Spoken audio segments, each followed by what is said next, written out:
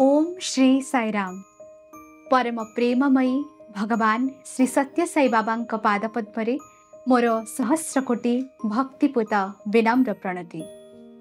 स्वामींकर अपार कृपारु प्रशांति एक्सप्रेस आज अध्याय को आपण समस्त को स्वागत करुछि मु एलिस।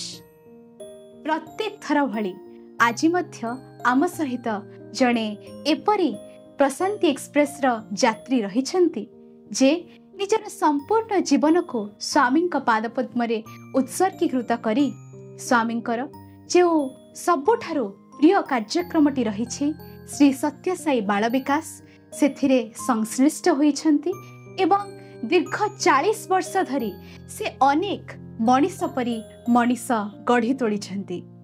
तेणु आमर परम सौभाग्य आज आमे तांको परी जणे मनीषं को आम गहणरे पाई परिछु। स्वामींकर मध्य तांको उपरे एते कृपा रहिछि जे तांकरे रूपरे स्वामी थरे तांकर क्लास टिको मध्य नेछंती। तेबे चलंतु जानिबा से माउसी जनक विषय रे। से माउसी जनक हेउछंती सम्माननीय माउसी श्रीमती अरुंधति विश्वास। चलंतु माउसी सह आमर आजिर वार्तालाप को आरंभ करिबा। माउसी साईराम। साईराम। माउसी आमर आजिर वार्तालाप को आरंभ करिबा पूर्वरु चलंतु प्रथमे स्वामींकर आवाहन करिबा।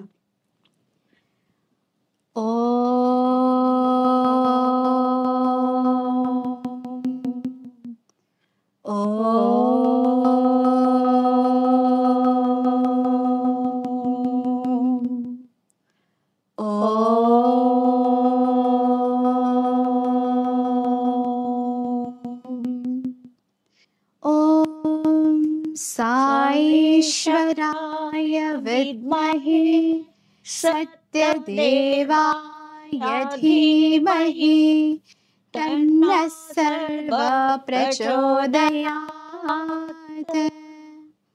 ॐ शान्ति शान्ति शान्तिः। माउसी आपण को आज प्रशांति एक्सप्रेस आज अध्याय को सुस्वागतम। माउसी केमिति अछंती?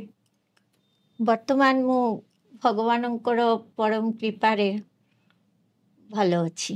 भलो अछंती। हाँ। ते माउसी आज अधिवेशन रे आमे आरंभरु एते पर्यंत एबे पर्यंत स्वामी सह आपणकर यात्रा किपरि रहिछि, आपण जीवनर प्रत्येकटी पादरे किपरि स्वामींकर दिव्य उपस्थिति को अनुभव करिसंती से संपर्क रे आलोचना करिबा। तेणु मोर प्रथम प्रश्नटी रहिबो जे प्रथमे आपण भगवान श्री सत्य साई बाबांक विषय रे किपरि जानिबा को पाइथिले एवं किपरि भगवानଙ୍କ उपरे आपणकर विश्वास स्थापन होइथिला? मु वर्तमान स्वामी को पाखरे बंगला भाषा रे गोटे लाइन कहूची,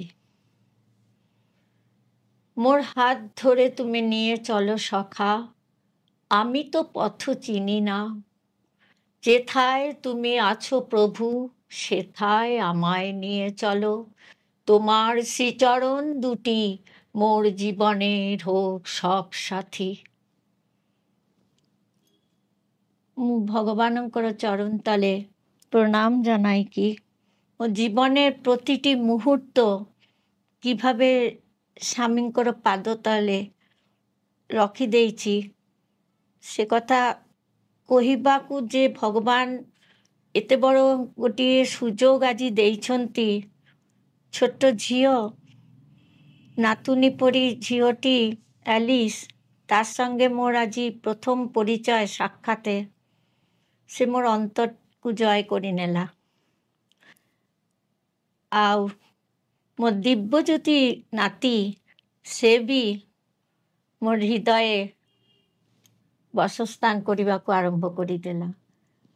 मु एथरे जानी पारुछि भगवानंकर इच्छा भी व्यतीत आमे तो गोटे पाद भी चली पारिबिनी।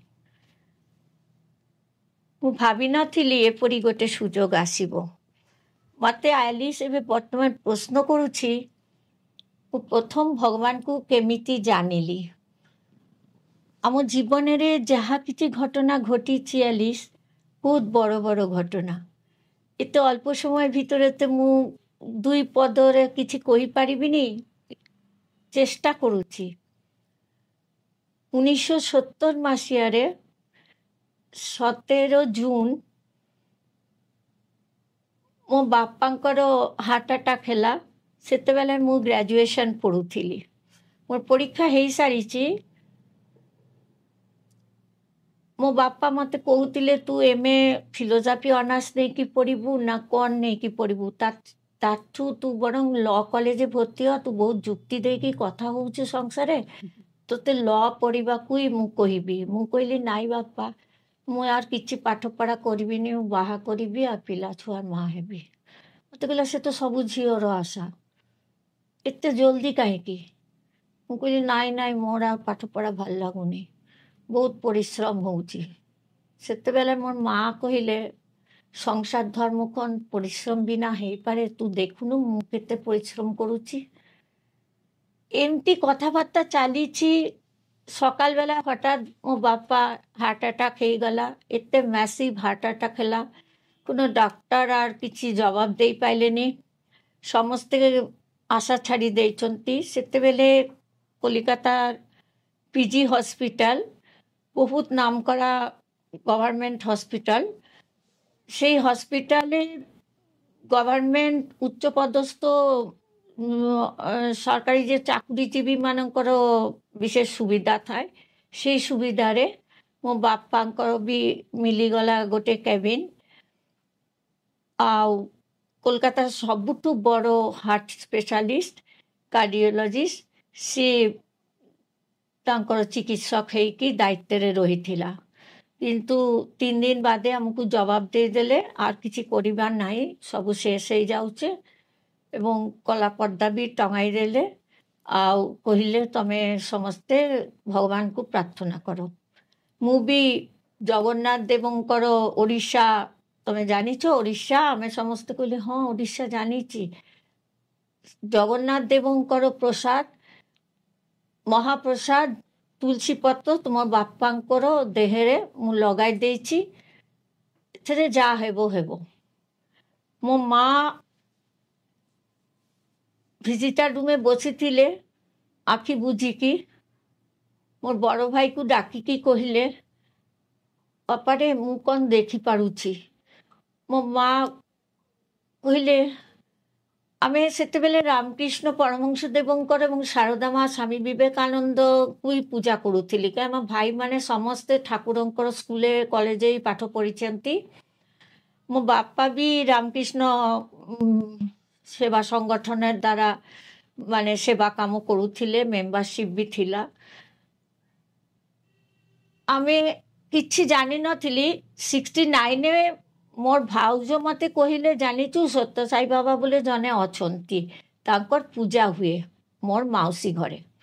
ମୁଁ କହିଲି ଆମେ ଥରେ ଯିବା। କହିଲା ହଉ ତୋ ପରୀକ୍ଷା ହେଇଗଲେ ଯିବି। କିନ୍ତୁ ପରୀକ୍ଷା ହେଇଗଲା, କିନ୍ତୁ ଆମେ ଯାଇପାରିଲିନି। ତାର ଆଗେ ତ ମୋର ବାପାର ଏମିତି ଅବସ୍ଥା ହେଲା।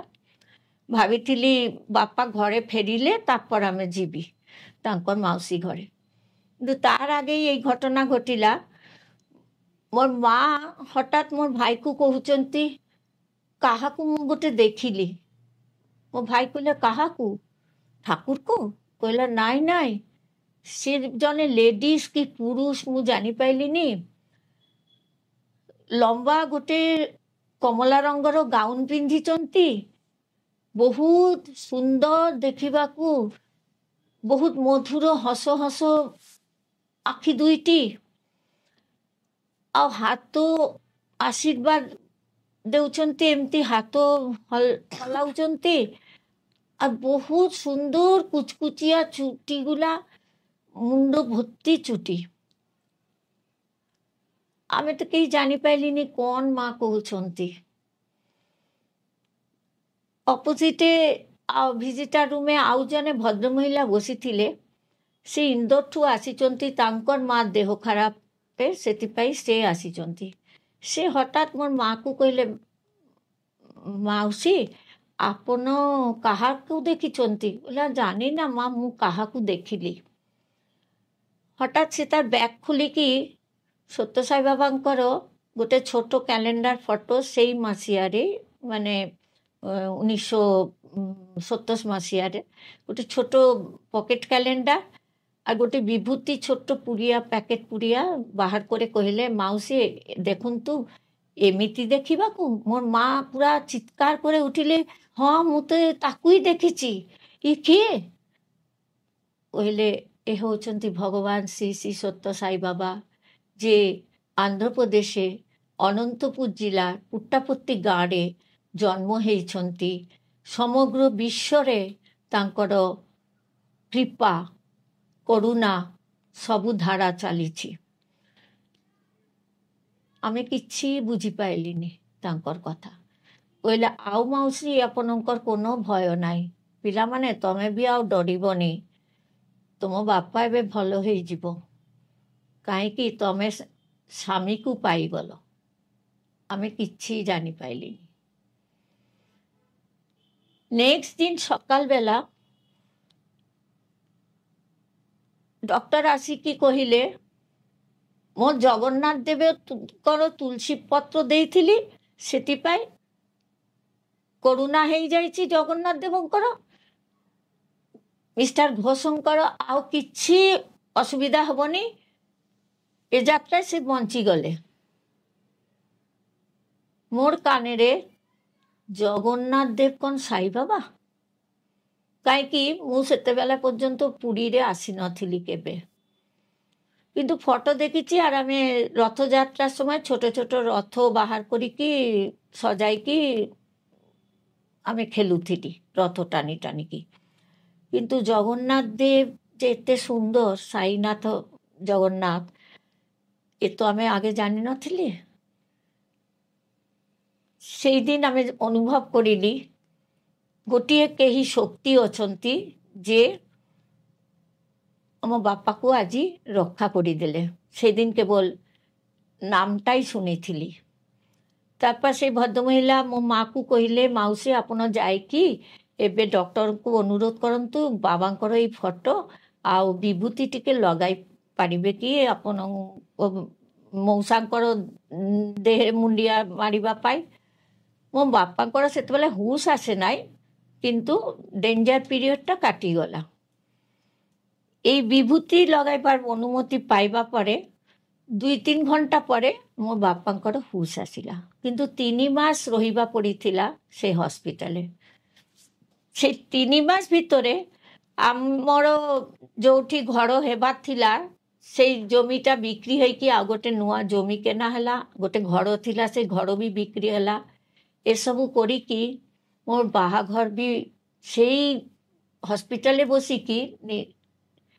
ମାନେ ପ୍ରସ୍ତାବ ଠିକ୍ ହେଇଗଲା ଯେ ମୋର ବାହା ହେବ ମୋ ବାପା ଫେରି ଆସିବା ପରେ ଗୋଟେ ପୂଜା ହେବ ତାରপর କିନ୍ତୁ ନେକ୍ସଟ ଦିନ ହଠାତ୍ ସେଇ ଝିଅଟି ଆସିକି କହିଲେ ସେ ଭଦ୍ରମହିଳା ଆସିକି କହିଲେ ମାଉସୀ ଆଜି ଗୁରୁବାର ଆପଣ ଏହି ଠିକାନାରେ ସପରିବାର ମାନେ ଆପଣ ଆପଣଙ୍କ ଝିଅମାନେ আর ବୋହୂକୁ ନେଇକି ଆପଣ ଚାଲି ଯାଆନ୍ତୁ ଏଇ ଠିକାନାରେ ଆମେ ତ କେବେ କୁଆଡ଼େ ସେମିତି ଭାବେ ବୁଲାବୁଲି କରିନି କିନ୍ତୁ ଆମେ 4 ଜଣ ଆମେ 2 ଭଉଣୀ আর ମୋର ଭାଉଜ আর ମା ଆମେ 4 ଜଣ ବସ୍ରେ କରି ବହୁତ ଦୂର ବାଟ ଆମ ଘରଠୁ ସେଇଠି ଆମେ ଗଲି ସେଇଠି ଦାରୋଆନ କବାଟ ଖୋଲିଦେଲେ ବହୁତ ବଡ଼ ଗୋଟେ ଘର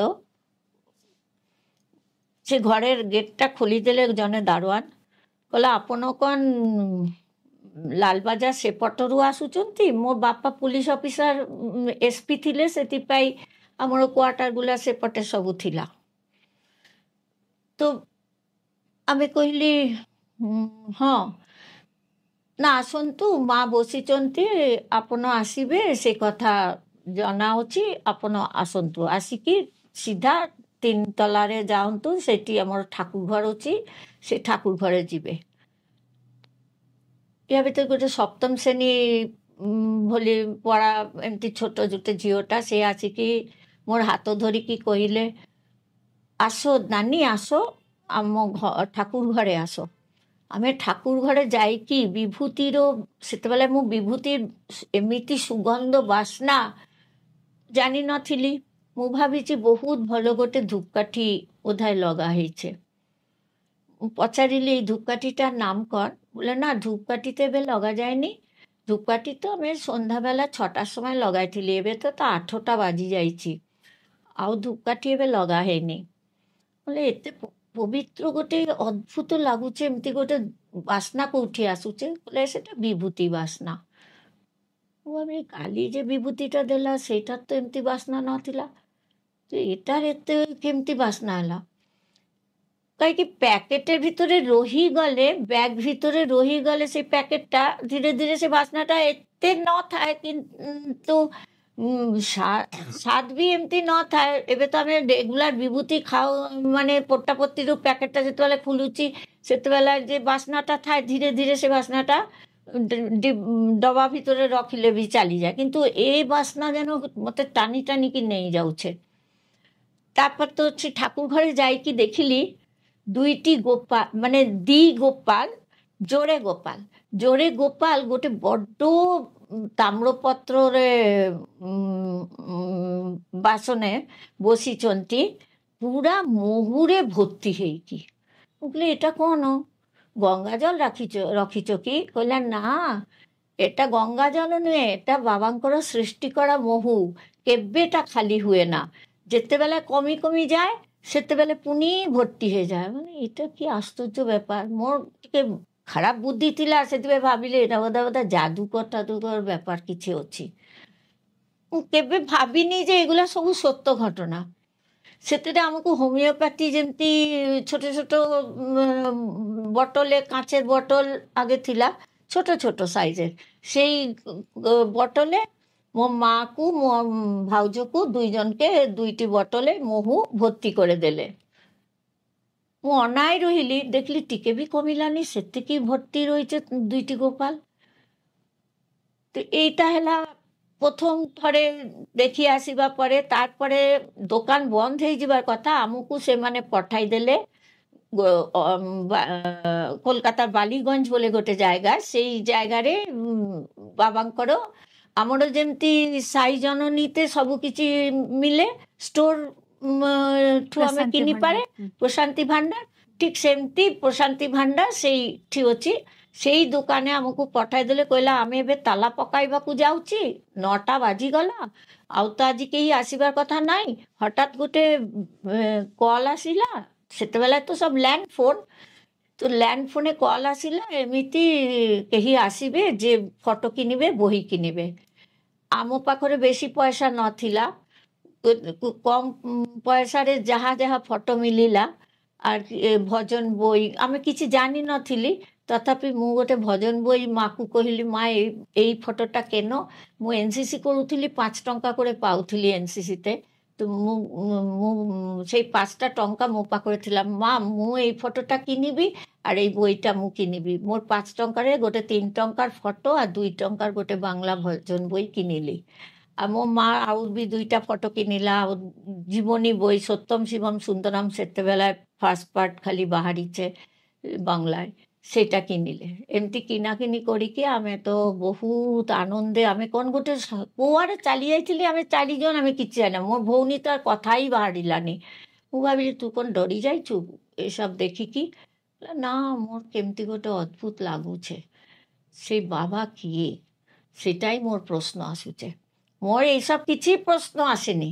বাবা কিଏ, କ'ଣ অন্ধ্রপ্রদেশ, কুয়ারে অনন্তপুর, পুট্টাভর্তি, এসব କିଛି প্রশ্ন আসিলানি। ধীরে ধীরে ମୋ ବାପା ସୁସ୍ଥ ହେଲେ। ସେଇ ଜୁନ୍ ମାସେ ଭର୍ତ୍ତି ହେଇକି ସେପ୍ଟେମ୍ବର ଶେଷ ସମୟ ମାନେ ଆସିଲେ ଘରେ। ଆସିକି ଅକ୍ଟୋବର ଦୁର୍ଗା ପୂଜାର ମାସରେ ଆମର যে জমিটা কেনা হয়েছিল সেইটার নাম সাই নিবাস ଦେଇକି ଆରମ୍ଭ ହେଲା, ଘର ପ୍ରତିଷ୍ଠାର ପୂଜା ଆରମ୍ଭ ହେଲା। ତାପରେ ତ ଘର ତିଆରି ହେଲା। ହେଇଯିବା ପରେ ମୋର ବାହାଘର ହେଇଗଲା, ମାନେ କିଛି ଦିନ ଭିତରେ ମୋର ବାହାଘର ହେଇଗଲା। ମୋ ବହୁତ ଦୂରେ ବାହାର ହେଲା। ମୁଁ ସବୁବେଳେ ଟିକେ ଗୋଡ଼ ଲମ୍ବାଇକି ବସିକି ଖାଇବାକୁ ଭଲ ପାଉଥିଲି। ତ ମୋ ବାପା ସବୁବେଳେ କହୁଥିଲେ, ତୋର ବହୁତ ଦୂରେ ବାହା ହେଇଯିବୁ, ଆଉ ଆମକୁ ସବୁବେଳେ ଦେଖିପାଇବୁନି, ତୁ ଏମିତି ଭାବେ ଗୋଡ଼ ଲମ୍ବାଇକି ଖାଇବାକୁ ବସିବୁନି। ମୁଁ ଭାବୁଥିଲି ଏଗୁଲା ଖାଲି କୁସଂସ୍କାର, ଆର୍ କିଛି ନୁହେଁ। ସତରେ ମୋ ବାପା ମା, ମୋର ମଝିଆ ଭାଇ, ଏମାନେ କେହି ଦେଖିନାହାନ୍ତି ମୋର କେଉଁଠି ବାହା ହେଉଛି। କାହିଁକି ତ୍ରିପୁରା ରାଜ୍ୟ আগরতলাରୁ ଆହୁରି ଦୂରେ ଗୋଟେ ଗାଁ ଭିତରେ, ପୁରା ଇଣ୍ଟେରିୟର ଗାଁ, ଯେଉଁଠି 76ରେ କାରେଣ୍ଟ ଆସିଲା, ବିଜୁଳି ଆସିଲା। ଏମିତି ଗୋଟେ ଗାଁ, ଆଉ ମାଟି ଘର, ଖାଲି ଜଙ୍ଗଲ, ଏଇସବୁ ଭିତରେ ମୋର ବାହା ହେଇକି ଗଲି। ମୋର ହଜବେଣ୍ଡକୁ ଦେଖିକି ମୋର ବାପା ଏତେ ପସନ୍ଦ ହେଇଗଲା। ସିରାମିକ୍ ଇଞ୍ଜିନିୟର, ସେ ରାଉରକେଲା ଷ୍ଟିଲ୍ ପ୍ଲାଣ୍ଟରେ ଚାକିରି କରନ୍ତି। ଏସବୁ ଦେଖିକି ମୋର ବାପାର ଏତେ ପସନ୍ଦ ହେଇଗଲା। আর ঘর କ'ଣ কি କ'ଣ କିଛି ଦେଖିଲେନି, ବାହା ହେଇଗଲେ। କିନ୍ତୁ ସେ ଭଦ୍ରଲୋକ ଯେ ମୋଠୁ ବି ବେଶୀ ସ୍ୱାମୀର ଭକ୍ତ ହେଇଯିବେ ମୁଁ କେବେ ଭାବିନି। ସେ ତ ବାବାଙ୍କୁ ଆପଣ ଏମିତି ଜାଣିବାକୁ ପାଇଲେ। হ্যাঁ, ତାପରେ ମାଉସୀ ପ୍ରଶାନ୍ତି, ଯୋଉ ମାନେ ପ୍ରଶାନ୍ତି ଯାଇକି ବାବାଙ୍କୁ ସ୍ୱଚକ୍ଷୁରେ କେବେ ଦର୍ଶନ କଲେ? দেখো মা, স্বচক্ষুরে তো বহুত পরে দর্শন করিলি। 79-79 স্বচক্ষুরে ଗାଡ଼ିতে ସ୍ୱାମୀ ଯାଉଛନ୍ତି। ମୁଁ ହ୍ୱାଇଟ୍ ଫିଲ୍ଡରେ ଯାଇଥିଲି, ଗୋଟେ ତୁଳସୀ ମାଲା କିଣିକି ଠିଆ ଥିଲି। ସ୍ୱାମୀ ବାହାରି ଯିବେ, ମୁଁ ଜାଣିନଥିଲି। ମୋର ଭାଇଙ୍କର ଘରେ ଯାଇଥିଲି, କହିଲା ହ୍ୱାଇଟ୍ ଫିଲ୍ଡ ଯିବୁ, ସତ୍ୟ ସାଇବାବାଙ୍କର ଆଶ୍ରମ ଅଛି, ଚାଲ। ତ ଆମେ ଯାଇଥିଲି। ମୁଁ ତୁଳସୀ ମାଲାଟା ନେଇକି ଠିଆ ଅଛି। ସ୍ୱାମୀ କାଚଟା ଟିକେ ତଳେ କରିଲେ, ଗାଡ଼ି, ଚଲନ୍ତ ଗାଡ଼ିଟା ହ୍ୱାଇଟ୍ ରঙের ଗାଡ଼ି ଥିଲା। ସେ ଗାଡ଼ିଟା କାଚଟା, ୱିଣ୍ଡୋ କାଚଟା ତଳେ କରିକି ମୋ ଦିକେ ଟିକେ ଅନାଇଲେ। ଅନାଇକି ହାତ ବଢ଼ାଇଲେ, ମୁଁ ତୁଳସୀ ମାଲାଟା ଦେଲି।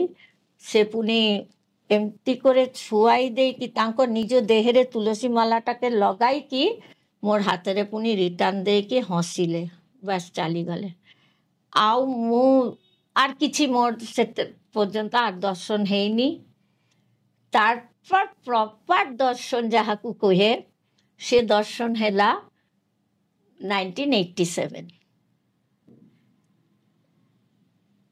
87 ଯିବା ପୂର୍ବେ, ମାନେ ଦର୍ଶନ ଯିବା ପୂର୍ବେ ଭଗବାନଙ୍କର যে চমৎকারিতা, যে মিরাকেল কুয়াযায়, সে তো ଆମ ଘରେ ফার্স্ট ভজনঠুই শুরু হয়ে গলা। মোর মা ঘরে ফার্স্ট ভজনঠুই শুরু হয়ে যাইছিলা। তারপরে যেতেবেলে মোর ঝিও, মানে মোর সন্তান জন্ম হেবাকু যাউছি, সেই দিনরে গোটে মিরাকেল ହେଲା। ମୁଁ হসপিটালে ভর্তি ହେଇଥିଲି, কিন্তু প্রসব বেদনা উঠিলা। 3 দিন যাবত ମୁଁ হসপিটালে রহিলি, কিন্তু ডেলিভারি ହେଲାନି। ମୁଁ ଗୋଟେ ବହିଟା ପଢ଼ୁଥିଲି, ହଠାତ୍ ଗୋଟେ ପୋକଟା ଆସିକି ଘରେ ପଶିଲା। ସେ ପୋକଟାକୁ ଦେଖିକି ମୁଁ ଡରିକି ସେ ଖଟରୁ ତଳେ ପଡ଼ିଗଲି। ତାପରେ ମୋ ସେନ୍ସଲେସ୍ ହେଇଯାଇଥିଲା।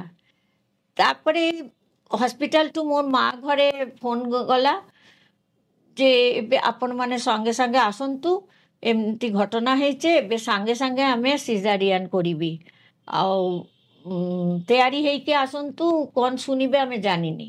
ଏମିତି ଭାବେ এই খবরটা দেলে। রাত্রি 11:30 বাজিଥିଲା। কোনো যানবাহন ଯାହାକୁ କୁହାଯାଏ, ଗାଡ଼ି ଠାଡ଼ି କିଛି নাই। ବର୍ଷା ହେଉଛି, ବସ୍ নাই କି ট্যাক্সি নাই, କିଛି নাই। কলিকাতা শহর, সেই জায়গায় মোর মা আর মোর হাজবেন্ড দুজনে ঠিয়া অଛନ୍ତି। হঠাৎ গোটে গাড়ি আসিলা, হোয়াইট রঙের ফিয়েট গাড়ি। সেই সময় ফিয়েট গাড়ি বহুত ଥିଲା। তো সেই গাড়িটা আসিকি ঠিয়া ହେଇଗଲା ମୋ ମା ଆଗରେ, କହିଲା ଆପଣମାନେ ଆସନ୍ତୁ। ୟା ଭିତରେ ମାନେ କୌଣସି କଥାବାର୍ତ୍ତା ନାହିଁ, କିଛି ନାହିଁ। କୁଆଡ଼େ ଯିବି କ'ଣ, କେହି କିଛି ପ୍ରଶ୍ନ କରୁନି କି ଉତ୍ତର ଦେଉନି। হঠাৎ গাড়িটা ঠিক জায়গা মতন ঠিয়া ହେଇଗଲା। আর ମାକୁ କହିଲେ ଆପଣ ବ୍ୟସ୍ତ ହେବେନି, ସବୁକିଛି ଭଲ ହେବ। ମୋ ମା ବ୍ୟାଗ୍ରୁ ପଇସା କାଢ଼ିବାକୁ ଯାଉଛନ୍ତି, ଦେଖେ ଗାଡ଼ିଟା ନାହିଁ। ଗାଡ଼ିଟା ଉଭେଇ ଗଲା। ଡକ୍ଟର ଏମାନଙ୍କୁ କହିଦେଲେ ଯେ ଆମେ କାହାକୁ ବଞ୍ଚାଇ ପାରିବି ଜାଣିନି, କିନ୍ତୁ ଆମେ ଚେଷ୍ଟା କରୁଛି ଆପଣମାନେ ଆପଣ ଠାକୁରକେ ଡାକନ୍ତୁ। ଆଉ ମୋତେ, ମୁଁ ଗୋଟେ ସେତେବେଳେ 22 ବର୍ଷର ବୟସ, ମୋତେ କହୁଛନ୍ତି ତୁମେ ମା ତୁମର ଯେ ଠାକୁର ଅଛନ୍ତି ତାକୁ ତମେ ଡାକ, ଆମେ ଏଇ ଚାକୁଟା ଦେଇକି তোমার পেট কাটিকি যদি তোমার ভাগ্যে ଅଛି ତେବେ ମା ଡାକ ଶୁଣିପାରିବ, ଆଉ ଯଦି ଭାଗ୍ୟ ନାହିଁ କିଛି ଶୁଣିପାରିବନି। ମୋତେ ପରିଷ୍କାର କହିଦେଲେ। ମୁଁ ଟିକେ ବି ଡରିଲିନି। ମୁଁ କହିଲି କିଛି ହବନି, ମୋର ସ୍ୱାମୀ ଅଛନ୍ତି। କହିଲେ କେ ସ୍ୱାମୀ? ତୁମ ସ୍ୱାମୀ ବାହାରେ ବସିଛନ୍ତି। କହିଲେ ନାଇଁ ନାଇଁ, সকলର ସ୍ୱାମୀ, ସମସ୍ତଙ୍କର ସ୍ୱାମୀ, ତାଙ୍କର ନାମ ସତ୍ୟ ସାଇ ବାବା, ସେ ଅଛନ୍ତି। ଏତିକି ବିଶ୍ୱାସ ନେଇକି ସେଇ ଦିନଟା ମୁଁ ସିଜାରିଆନ୍ ହେବାକୁ ଯାଉଛି। ସତରେ ଆମେ ମା ଝିଅ ଭଗବାନଙ୍କର କୃପାରେ ବହୁତ ତୁଫାନ ଝଡ଼ ସବୁକିଛି ଅତିକ୍ରମ କରିକି ଏପର୍ଯ୍ୟନ୍ତ ଭଗବାନ କୃପାରେ ଅଛି। ସେ ବାବାଙ୍କୁ ପ୍ରଶାନ୍ତିରେ କେବେ ଦର୍ଶନ କଲେ? ପ୍ରଶାନ୍ତିতে ଦର୍ଶନ କରିଲି 1987। ସେତେବେଳେ এই ଢେଙ୍କାନାଳ ଡିଷ୍ଟ୍ରିକ୍ଟରେ ମୋ ସ୍ୱାମୀ ଚାକିରି ନେଇକି ଆସିଲେ ଟାଟା କମ୍ପାନୀ ଗୋଟେ ବ୍ରାଞ୍ଚରେ। ସେଇଠି ଜେନେରାଲ ମ୍ୟାନେଜର ହେଇକି ସେ ଆପଏଣ୍ଟମେଣ୍ଟ ହେଇକି ଆସିଲେ 1985। 17 ସେପ୍ଟେମ୍ବର ମୋର ପୁଅର 9 ବର୍ଷର ଜନ୍ମଦିনের ଦିନ। ମୁଁ ଅଗଷ୍ଟ ମାସେ ଜଣଙ୍କୁ ଘରେ ଟିକେ ଖାଇ ଦେଇଥିଲି। ସେଇ ଖାଇବା ନେକ୍ସଟ ଦିନେ ମୋର ଦେହଟା ହଠାତ୍ ଏମିତି ଆକ୍ରମଣ ହେଲା, ଏମିତି ଗୋଟେ ରୋଗ ଆକ୍ରମଣ ହେଲା ଯାହାଦ୍ୱାରା କେହି କିଛି କରିପାରିଲେନି। ଆଉ ଆସ୍ତେ ଆସ୍ତେ ଧୀରେ ଧୀରେ ମୋ ଦେହଟା କେମିତି ବଙ୍କା ହେଇଗଲା, ପଙ୍ଗୁ ହେବାକୁ ଗଲି। ମାନେ ଆଉ ଚାଲିବା ଶକ୍ତି ନାହିଁ, କିଛି ନାହିଁ। ସମସ୍ତ ବଡି ଗୋଟେ ଜଡ଼ ପଦାର୍ଥ ଭଳି ହେଇଗଲା। ସେପ୍ଟେମ୍ବର ମାସେ ଏମିତି ଖଟରେ ମୁଁ ଶୋଇଥାଏ। ଅଫିସ ଯିବା ପୂର୍ବେ ମୋତେ ଦେହ ପୋଛାପୋଛି କରିକି ବାଥରୁମେ ନେଇକି ସବୁ କରାଇକି ମୋତେ କିଛି ଖୁଆଇକି ଡ୍ୟୁଟି ଯାଏ। ଔଷଧ ମେଡିସିନ ସବୁ ଖୁଆଇକି ତାପରେ ଡ୍ୟୁଟି ଯାଏ।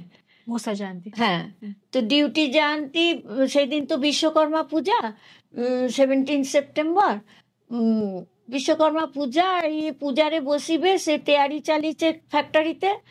এতবেলে গেস্ট হাউসের গোটে পুଅ, ଗୋଟେ ପିଲା, ସେ ଝରକା ବାଟରେ ଦେଖିଦେଲା ଯେ ମୁଁ ଖଟରୁ ଅଧାଟା ତଳେ ପଡ଼ିଛେ, ଆଉ ଅଳ୍ପ ଟିକେ ଅଂଶ ଖଟରେ ଅଛି। ଆଉ ଗୋଟେ ଗୁଞ୍ଚି ମୂଷା ଝରକା ବାଟରେ ଆସିକି ମୋର ଖଟରେ ବସି ଅଛି। ଏ ଦୃଶ୍ୟ ଦେଖିକି ସେ କବାଟ, ଆମ କବାଟ କେବେ ଲଗାଯାଏ ନା, ଏବେ ବି ଲଗାଯାଏ ନା। সেই রাত্রিবেলা যদি শোইবার সময় লগায় তো লগায়, বেলে বেলে সে ବି ভুলিযাଏ। তো কবাটটা ଏମିତି ରହିছে, ଆଉଜା ଅଛି। ସେ ପିଲାଟି ଆସିଲା, ଟେବିଲରେ ଖାଇବା ଜିନିଷ ରଖିଲା। ରଖିକି କାରଣ ସବୁକିଛି ରୋଷେଇ ଗେଷ୍ଟ ହାଉସ୍ଠୁ ହେଇକି ଆସୁଥିଲା। ମୁଁ ତ ରୋଷେଇ କରିପାରୁନି। ମୋର ପୁଅ ଝିଅ ସ୍କୁଲରେ ଯାଇଛେ, ସେମାନେ ଆସିକି ଖାଇବେ। ମଉସା ବି ଖାଇବେ, ତୁମ ମଉସା। ସେଥିପାଇଁ ସେ ମୋର ଘରେ ପଶିଲା, ଶୋଇବାର ଘରେ ପଶିକି ଗୁଣ୍ଡିଚା ମୂଷାଟା ମୋର ଦିকে ଅନାଇ ଅଛି। আর ମୋ ଆଖିଟା ଖୋଲା, ମୋର ଦେହଟା ତଳେ ପଡ଼ିছে ଅଧା। আর ଅଳ୍ପ ଗୋଟେ ହାତ ଗୋଟେ ଗୋଡ଼ ଖଟ ଉପରେ ଅଛି, ପୁରା ବଡ଼ିଟା ତଳେ ଏମିତି ଭାବେ ରହିଛି। তো এই অবস্থা দেখে সেই ପିଲାଟା ଧୀରେ ମୋତେ ଉଠାଇକି ଶୁଆଇ ଦେଲେ। ଦେଇକି ଏକଦମ ସାଇକେଲ ନେଇକି ଫ୍ୟାକ୍ଟରି ଭିତରେ ଗଲେ। ଯାଇକି ତୁମ ମଉସାକେ ଡାକି ଆଣିଲେ। ସମସ୍ତେ ଆମ କମ୍ପାନୀ, ଟାଟା କମ୍ପାନୀର MD, ସେ ଆଉ ସମସ୍ତ ଅଫିସର ମାନେ ଆମ ଘରେ ଦୌଡ଼େ ଆସିଲେ। ଆସିକି ସାଙ୍ଗେ ସାଙ୍ଗେ ଖବର ପାଇକି ସୁପରଭାଇଜରଠୁ ଆରମ୍ଭ କରି ଲେବାର ମାନେ ପର୍ଯ୍ୟନ୍ତ ସମସ୍ତେ ଭିଡ଼ କଲେ ଯେ ଏମିତି ଅବସ୍ଥା ଘରେ ଅଛି। ଡକ୍ଟରମାନଙ୍କୁ ଡାକି ଆସିଲେ। ଡକ୍ଟରମାନେ କହିଲେ ଆମର କିଛି କରିବାର ନାହିଁ, ଆମେ କିଛି আর কিছু কাম নাই, আমার কাম সরিছি। জনে সুপারভাইজার সে কহিলে যে স্যার মোর বড় ভাইকে মু ডাকি আনিবি, সে জনে হোমিওপ্যাথি ডক্টর আর সত্য সাইবাবাঙ্কর ভক্ত, মু ডাকি আনুছি। আমারও তো সেতবেলে আর কিছু আশা নাই। এপটে যে এমডি সে তামিলনাড়ুর লোক, ସେ ବିଷ୍ଣୁ ସହସ୍ର ନାମ ପାଠ କରିବାକୁ ଆରମ୍ଭ କଲେ ତା ସ୍ତ୍ରୀକୁ ନେଇକି। ଆଉ ଜଣେ ତେଲୁଗୁ ଭଦ୍ର ମହିଳା ତାଙ୍କର ସ୍ୱାମୀ ଅଫିସର, ସିଏ ବି ରାମ ନାମ ସହସ୍ର ପାଠ ଆରମ୍ଭ କରିଦେଲେ। ଏମିତି ମୋର ବେଡେর ସାମ୍ନେ ସମସ୍ତେ ଠାକୁরের ନାମ ଜପ ନାମ କୀର୍ତ୍ତନ ଆରମ୍ଭ କରିଦେଲେ। ମୋ ଝିଅ ପୁଅକୁ ବି ସ୍କୁଲଠୁ ଆନା ହେଲା। तो से भद्रलोक से डॉक्टर के नहीं कि आसिल तांको भाई को नहीं कि आसिले, से आसिकी आम घर प्रवेश करे कहूचे ना ना ना एबे घटना घटिबनी, एठी तो स्वामी अछंती। बोले आम बेडरूमे आसिकी जेतेबेला देखली एते लोक, कहले एते लोक तो ए घरे रहिबार कथा ना, आपण माने टिके खाली करे दियंतु, स्वामींकर कष्ट होउचे। हॉस्पिटल रूमटा आम बेडरूमटा। अच्छा बेडरूम हॉस्पिटल तो नहीं पालेनी, कहले आउ किछि करी हबनी, कोठी ने आजीबनी। तो अपन घर को फेरी आसी ना घरे ही रहिछि। अच्छा घरे ही घटनाटा चलीछि। तो क्वार्टारे तो से भद्रलोक आसिकी मो झील को कहले झील गोटे ग्लासे अल्प टिके भल पानी आनी दे, आउ मु तो माँ को चेष्टा करिबी ओठटा टिके टानी धरिकी तू से पानीटा पियाइबू कहीकि तांकर होमिओपैथी बक्सटा खोलिकी से समस्ते भाविले कौन गोटे मेडिसिन देबे, किंतु से गोटे विभूति पुड़िया बार करिकी से विभूति टिके गोली देकी पानी रे देकी मोर पुओ कहूचे आमे तो डेली विभूति लगाइकी स्कूले जाए। बोले हाँ तबे डेली लगाउछ तो देखो ना आज से विभूति कौन मैजिक देखाइबे कहीकि मो झीर हाथ थरुचे आखिरे लुह बही जाऊचे, तथापि से चेष्टा करुचे से चामचटा देकी पानी पियाइबू, किंतु अल्प बोधाय किछि पानी जाइछि पेटरे आउ सब तले खसी पड़िला। तो भद्रलोक मोर हाथ ना मस्तक मु जानी ना कौन जगह कौनटा धरिकी से হয়তো সাই গায়ত্রী জপুଥିଲେ କି କ'ଣ, ତାପରେ ମୋର ପୁଅ ଝିଅକୁ କହିଲେ ତମେ ଦୁଇ ଭାଇ ଭଉଣୀ ମା ପାଖରେ ବସିକି ଓମ୍ ଶ୍ରୀ ସାଇରାମ ଓମ୍ ଶ୍ରୀ ସାଇରାମ ଗାଓ ଜପ କର। ମୋ ଝିଅ କହୁଛି ଆମେ ଡେଇଲି করে না, ତମେ তো ডেইলি କରୁଛ ଆଜି କ'ଣ ହୁଏ ଦେଖ। ঠিক ঘণ্টাটা পরে মোর জ্ঞান আসিবা পরে মোর প্রথম কথা হেলা মতে বাংলায় কহিଥିଲି আমার ঘরে অনেক ছেলে মেয়ে এনে দাও, যেটার অর্থ হলা মো ঘরে বহুত পিলামানকু নেইকি আসো। मिसेस स्वामीनाथन एमडी स्त्री से मोर पुओ झीओ को देखा ए तेरा पास में तो तेरा बच्चा लोग है, बच्चा बच्ची दोनों है तो इधर बोला नहीं नहीं ये दोनों नहीं अनेक अनेक बच्चा नहीं आसो। सेते बेले से एमडी से पचारी देले आप अपना अपना घर से सब बाल बच्चा को लेके आओ। 100টা 100টা কোয়ার্টার থিলা সে এরিয়াতে। তো 100 কোয়ার্টার সে বাচ্চা বাচ্চি মানে একদম 3 বছরের বাচ্চাটু আরম্ভ করে কলেজ পড়া পিলা ছুয়াকু ধরিকি সমস্ত মা বাবা আসিলে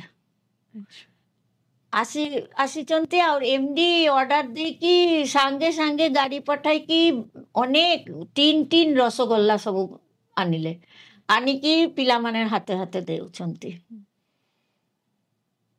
ସେଇ ଯେ ଆସିଥିଲେ ଡକ୍ଟର ହୋମିଓପାଥି ଡକ୍ଟର, ସିଏ ଆକ୍ଚୁଆଲି ବାବାଙ୍କର ବହୁତ ଡିଭୋଟି। ସେତେବେଳେ ଆପଣ ମାନେ ବିଭୂତି ମାଧ୍ୟମରେ ପୁରା ମୃତ୍ୟୁ ମୁଖରୁ ସ୍ୱାମୀ ଆପଣ ସେଠି ଆପଣ ବିଭୂତି ପିଇ ସାରିଲା ପରେ ଆପଣଙ୍କର ହୋସ ଫେରିଗଲା, ହୋସ ଆସିଗଲା ଏବଂ ପଙ୍ଗୁ ଭଳିଆ ଏବଂ ওই ରୋଗটাই ଚାଲିଗଲା, ସମ୍ପୂର୍ଣ୍ଣ ରୋଗ ଚାଲିଗଲା। କିନ୍ତୁ ହାତ ଗୋଡ ଗୁଲା ବଙ୍କା ହେଇଗଲା ସବୁ, କିନ୍ତୁ ଚାଲିବାକୁ ପାରିଲି, ସବୁ କିଛି କଲି। ତାପରେ ଆପଣ ବାଳ ବିକାଶ ସହିତ ସମ୍ପୃକ୍ତ ହେଲି। କିନ୍ତୁ ପ୍ରକୃତରେ ମୋର ଗୁରୁ ମାନେ କଣ କହିବି, ଠିକ ସିଲେବାସ ଅନୁସାରେ ଯେ ବାଳ ବିକାଶ କରିବା ଢେଙ୍କାନାଳ ସମିତିର ଆଣ୍ଡରେ, সেটা হচ্ছে 87। 85 নভেম্বর টু 87 পর্যন্ত সে 80 সেତେବେଳେ কিন্তু ବାଳ ବିକାଶର কোনো କୋର୍ସ କିଛି ଫଲୋ କରୁନଥିଲେ ସେମାନେ। ସବୁ ପିଲାକେ ଏକା ସଙ୍ଗେ ବସାଇକି କିଛି ଭଜନ ଗାଉଥିଲେ, କିଛି ଗପ ସପ କହୁଥିଲେ আর কেবল ভজন গাউଥିଲେ। ସାଙ୍କୁଲିଆ ବୋଲି ଗୋଟେ ଗାଁ ଅଛି ସେଇ ଢେଙ୍କାନାଳରେ, ସେଇ ଗାଁ ପିଲାମାନେ ଆସିକି ଆମ ପିଲାମାନଙ୍କୁ ନେଇକି ଭଜନ ଗାଉଥିଲେ, କିନ୍ତୁ ଆର କିଛି ହେଉନଥିଲା। 87 ପ୍ରପର ବାଳ ବିକାଶ শুরু ହେଲା ଢେଙ୍କାନାଳରେ, ସେଇ କ୍ୱାର୍ଟରରେ।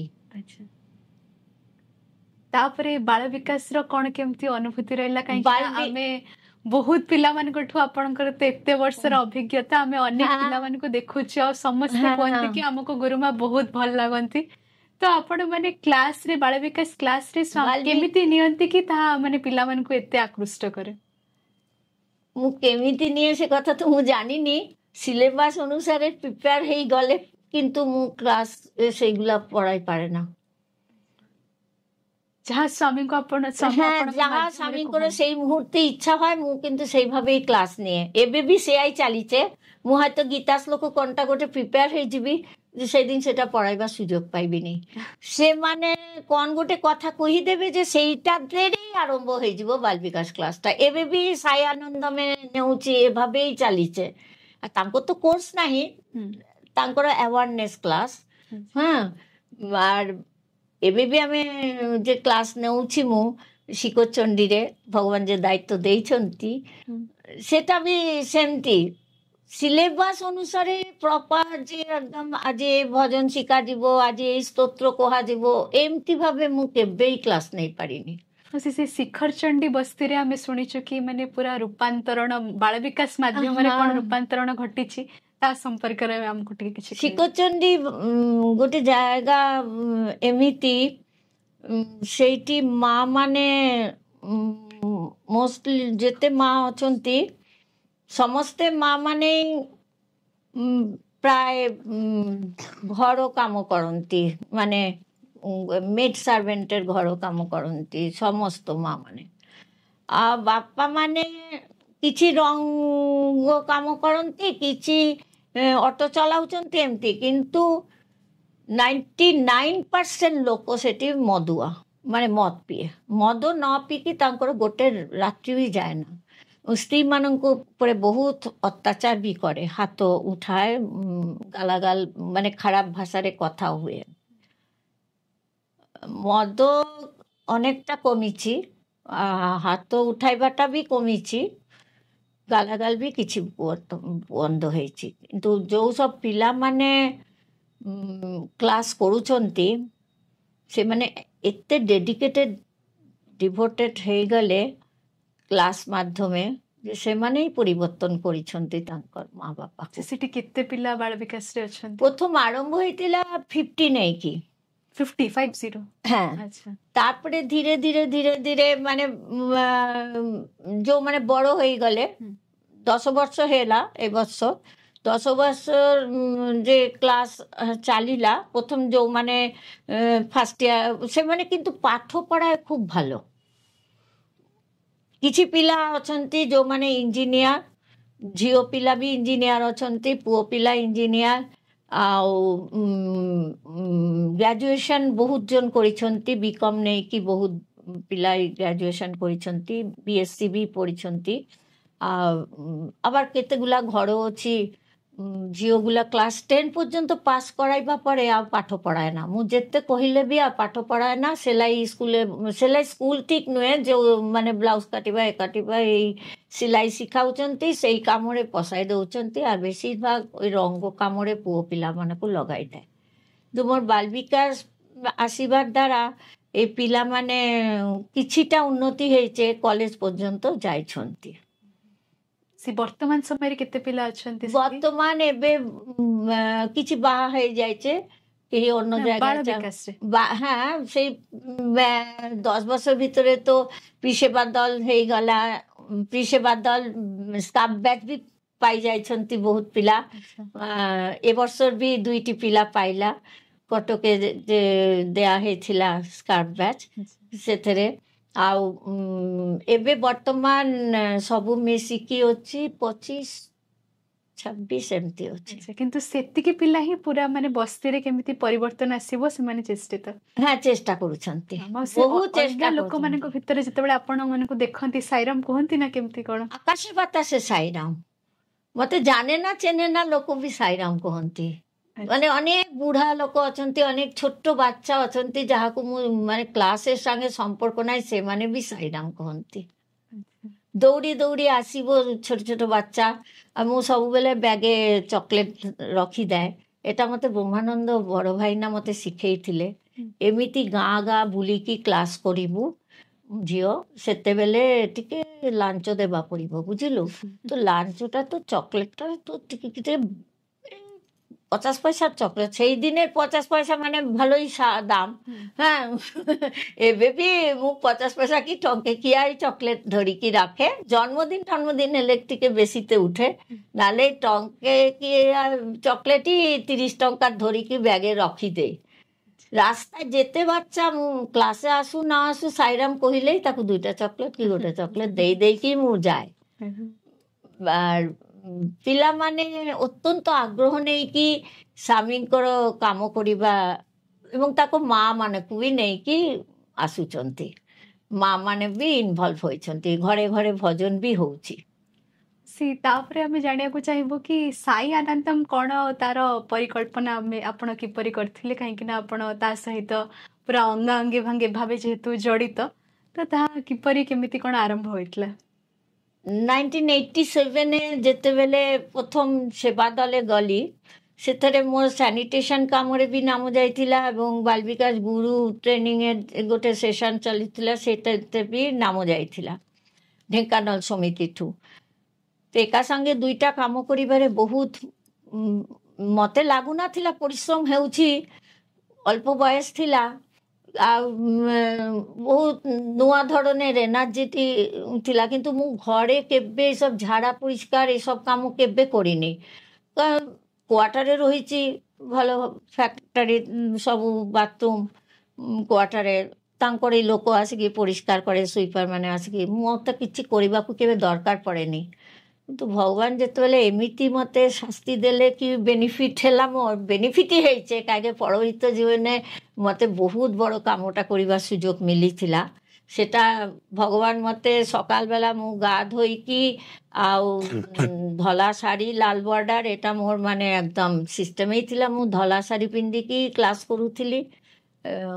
ସବୁବେଳେ ଧଳା ଲାଲ ଶାଢ଼ୀ ମୋର ଫେଭରାଇଟ୍ ଥିଲା। ତ ସେଇ ସାଜଗୋଜ କରିକି ଏକଦମ ଯାଇକି ଝାଡ଼ୁ ମାରିବି ଆଉ ଟଏଲେଟ୍ ପରିଷ୍କାର କରିବି, ଏମିତି ତ ମୋର ଅଭିଜ୍ଞତା ନଥିଲା। ତ ମୋତେ କିଛି ଜଣ କହିଲେ ତୁ କରିପାରିବୁନି, ତମେ କରିପାରିବନି, ଏମିତି ଭାବେ ସମସ୍ତେ କହିଲେ। ତମେ ତ ନାକେ କପଡ଼ା ଦେବା ପଡ଼ିବ ନା, କିଛି ଦେବିନି, ଦେଖିବ କେମିତି ମୁଁ ବିଭୂତି ବାସ୍ନା ପାଇକି କରିଦେବି। ସତରେ ମୋର ଦିନେ ହେଲେ ବି কোনো ଅସୁବିଧା ହେଇନି। ଏବଂ ହାତ ନ ଧୋଇକି ଯେତେବେଳେ ଯାହା ଟିକେ ଭୋଗ ମିଳିଛେ କି କ'ଣ ଖାଇବାକୁ ମିଳିଛେ ଖାଇଛି। ମୋ ସେତେବେଳେ ମନେ ହয়নি ଯେ ମୁଁ ବାଥରୁମ୍ ସଫା করে ଆସିଛି। ଆଉ ତାପରେ ବାଲ ବିକାଶ ଯେତେବେଳେ ସଚ୍ଚିଦାନନ୍ଦ ତମର ମଉସା ମୋର ବଡ଼ ଭାଇ, ସେ ଯେତେବେଳେ ଟ୍ରେନିଂରେ ମୋତେ କହିଲେ ଢେଙ୍କାନାଳରେ ବେଙ୍ଗଲୀ ଝିଅ ଆସିଗଲା, ଆଉ କିଛି ଅସୁବିଧା ହେବନି, ଏବେ ଆମେ 2 ପ୍ରକାର ଭାଷା ଶୁଣିପାରିବି। କେତେ ପ୍ରକାର ଭାଷା ଶୁଣିବ? ଥରେ আমার ଗୁରୁ ଟ୍ରେନିଂ ହେଇଥିଲା ଭୁବନେ, ଟିକେ କହିଦେଇ ସେଥିରେ ମତେ କହିଥିଲେ ମାନେ ଆଗେ କହିନି, କିନ୍ତୁ ପଛରେ ସେଠି ଗଲା ପରେ କହିଲେ ଗୁରୁମାନଙ୍କର ସ୍କିଲ୍ ଅନୁସାରେ ଗୋଟେ ପ୍ରତିଯୋଗିତା ହବ ট্রেনিং পর 3 দিন, 2 দিন ট্রেনিং, তো 2 দিন পর। তো মতে যেତେବେଳେ ফর্ম ফিল আপ করিবে, আমি না এতে তো ଭଲ ଭଜନ ମୁଁ ଗାଇପାଏ ନା, ମୁଁ ରେସିଟେସନ୍ କରିବାକୁ ଜାଣେ, ଆଉ ଡ୍ରାମା ଆକ୍ଟିଭ ମାନେ ଡ୍ରାମାতে ମତେ ବହୁତ ଇଣ୍ଟରେଷ୍ଟ, ଡ୍ରାମା ନାଚ ଏସବୁ ଇଣ୍ଟରେଷ୍ଟ ବହୁତ, ଡାନ୍ସ আর কি, ফোক ডান্স বলো যাহা কিছু, তো ভজন ଦେଇକି ডান্স କରିବା। আর ভজন এতে তো ମୁଁ বলি এতে ভালো গাইপাଏ না, কিন্তু ড্রামার ব্যাপার হলে ମୁଁ କରିପାରିବି। তো কইলা তাহলে কোন লেখিবি? মনো অ্যাকশন ଅଛି না? বলে হ্যাঁ মনো অ্যাকশন হচ্ছে। আমরা তাহলে মনো অ্যাকশনের নাম লেখি দিও। ମୁଁ ଭାବିନି ପ୍ରତିଯୋଗିତା ମାନେ ଏତେ କଠିନ ହୁଏ, କେବେ ତ କରିନି, ସେଥିପାଇଁ ଅଭିଜ୍ଞତା ନାହିଁ। ଢେଙ୍କାନାଳ ସମିତି ଅରୁନ୍ଧତୀ, ଶ୍ରୀମତୀ ଅରୁନ୍ଧତୀ ବିଷୟ ନାମ ଡାକିଲା ଯେତେବେଳେ ମୁଁ କହିଲି ଏବେ କ'ଣ କରିବି ନା, ଆପଣ ଏବେ ଜଜ୍‌ମାନଙ୍କ ଆଗରେ ଯାଇକି ଠିଆ ହେଇକି ମନ ଆକ୍ସନ୍ କରିବେ। ଆପଣ କିଛି ପ୍ରିପେୟାର ହେଇନଥିଲେ? ନା, ମୁଁ ତ ଜାଣିନି ଯେ ଏଇ କଠିନ ପରୀକ୍ଷା ଦେବା ପଡ଼ିବ, ଜାଜ୍ ରହିବ ପୁଣି। ମୁଁ ଭାବିଛି ଲେଖିବା ପଡ଼ିବ ନା କ'ଣ ଗୋଟେ କରିବା ପଡ଼ିବ, କିନ୍ତୁ ଏଇସବୁ ବ୍ୟାପାର ସେପାର ମୁଁ ଜାଣିନଥିଲି। তো ଢେଙ୍କାନାଳଠୁ ମୋତେ ନେଇଯାଇଥିଲା ତମର ପରିଚିତ ଅଲିଆ ଭାଇ ଶିବପ୍ରସାଦ ମହାନ୍ତି, ସେ ମୋତେ ନେଇଯାଇଥିଲା। ସେ କହିଲା ଡରୁଛ କାହିଁକି ମା?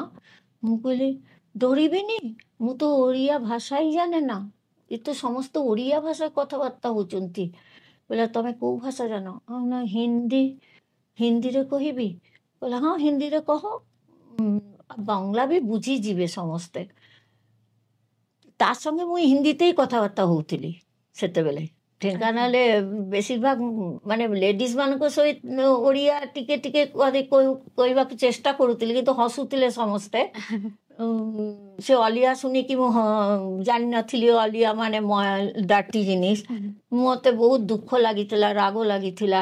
ଏମିତି ମୋତେ କହିଲେ ଗାଣ୍ଡୁଆ ନେଇକି ଅଲିଆ ଭର୍ତ୍ତି କରି ଗାଣ୍ଡୁଆଟା ସେଠି ମୁଁ କହିଲି ଗାଣ୍ଡୁଆକେ ଅଲିଆ ମାନେ ତ ସେଇ ପିଲାଟା, ସେ ପିଲାଟାକେ ମୁଁ କ'ଣ ମୋତେ ବାସ୍କେଟକେ କହିଲେ ଗାଣ୍ଡୁଆ ମାନେ ଝୁରିକେ। ମୁଁ କହିଲି ଝୁରି ଭିତରେ ଏତେ ବଡ଼ ପିଲାଟାকে କେମିତି ମୁଁ ବସାଇବି, କ'ଣ ନେବି, କ'ଣ କହୁଛନ୍ତି ମାନେ। এই ধরনের ମୋର ଅଭିଜ୍ଞତା ଭାଷା ସମ୍ବନ୍ଧে। ସେଇଠି ଗୋଟେ ଗଲେ ମନୋ ଆକ୍ସନ୍ କରିବା ପଡ଼ିବ। ମୁଁ କହିଲି ଆଜ୍ଞା ମୋତେ କ୍ଷମା କରିଦେବେ, ମୁଁ ବଙ୍ଗଳାରେ କହିପାରିବି। ସେତେବେଳେ ଭୀମ ଭାଇ କହିଲେ, ଭୀମସେନ ଦାସ, ବହୁତ ଭଲ ପିଲା, ବହୁତ ଭଲ ଲୋକ। তো ସେ ଭୀମସେନ ଭାଇ ମୋତେ କହିଲେ ভৌনি বাংলা ভাষা আসে? ମୁଁ କହିଲି ହଁ, আমরাও বুঝতে একটু একটু পারবো। ଟିକେ ଟିକେ ବୁଝିପାରିବ? হ্যাঁ ଟିକେ ଟିକେ ବୁଝିପାରିବି, ଆମେ ବି ବୁଝିପାରିବି। ଗୋଟିଏ ଭାଷା ଅଛି ଜାଣିଛନ୍ତି? ମାନେ କେଉଁ ଭାଷା? ଇଂଲିଶ ନା ହିନ୍ଦୀ? କହିଲେ ନାଇଁ ନାଇଁ, ଇଂଲିଶ ହିନ୍ଦୀ ନୁହେଁ, ହୃଦୟର ଭାଷା, ଲାଙ୍ଗୁଏଜ ଅଫ୍ ହାର୍ଟ। এই কথাটা ବି ମୁଁ ସେଇଦିନ ଶିଖିଲି, ଲାଙ୍ଗୁଏଜ ଅଫ୍ ହାର୍ଟ। হ্যাঁ, ମୁଁ କହିଲି ସେଇଟା କି ଭାଷା? ସେଇଟା ଆପଣ ଠିଆ ହେଲେ ଆସିଯିବ। ତାପରେ ଏସ୍ ପି ଘୋଷ ଥିଲେ, ତମେ ମାନେ ନାମ ଶୁଣିଛ କିନା ମୁଁ ଜାଣିନି, ସେ ଥିଲେ। ସେ କହିଲେ আরে আপনি বাঙালি, আমি বাঙালি, আমি বুঝতে পারবো আপনি করুন বাংলা ভাষায়।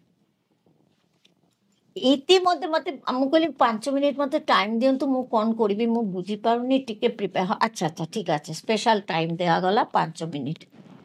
ସେଇ ଅଲିଆ ଭାଇ ମୋତେ ଟିକେ ଏପଟେ ଡାକିକି କହିଲେ ମା ତମେ চেপুনাটলু চেস্তারা পড়িছ? না সেটা কি?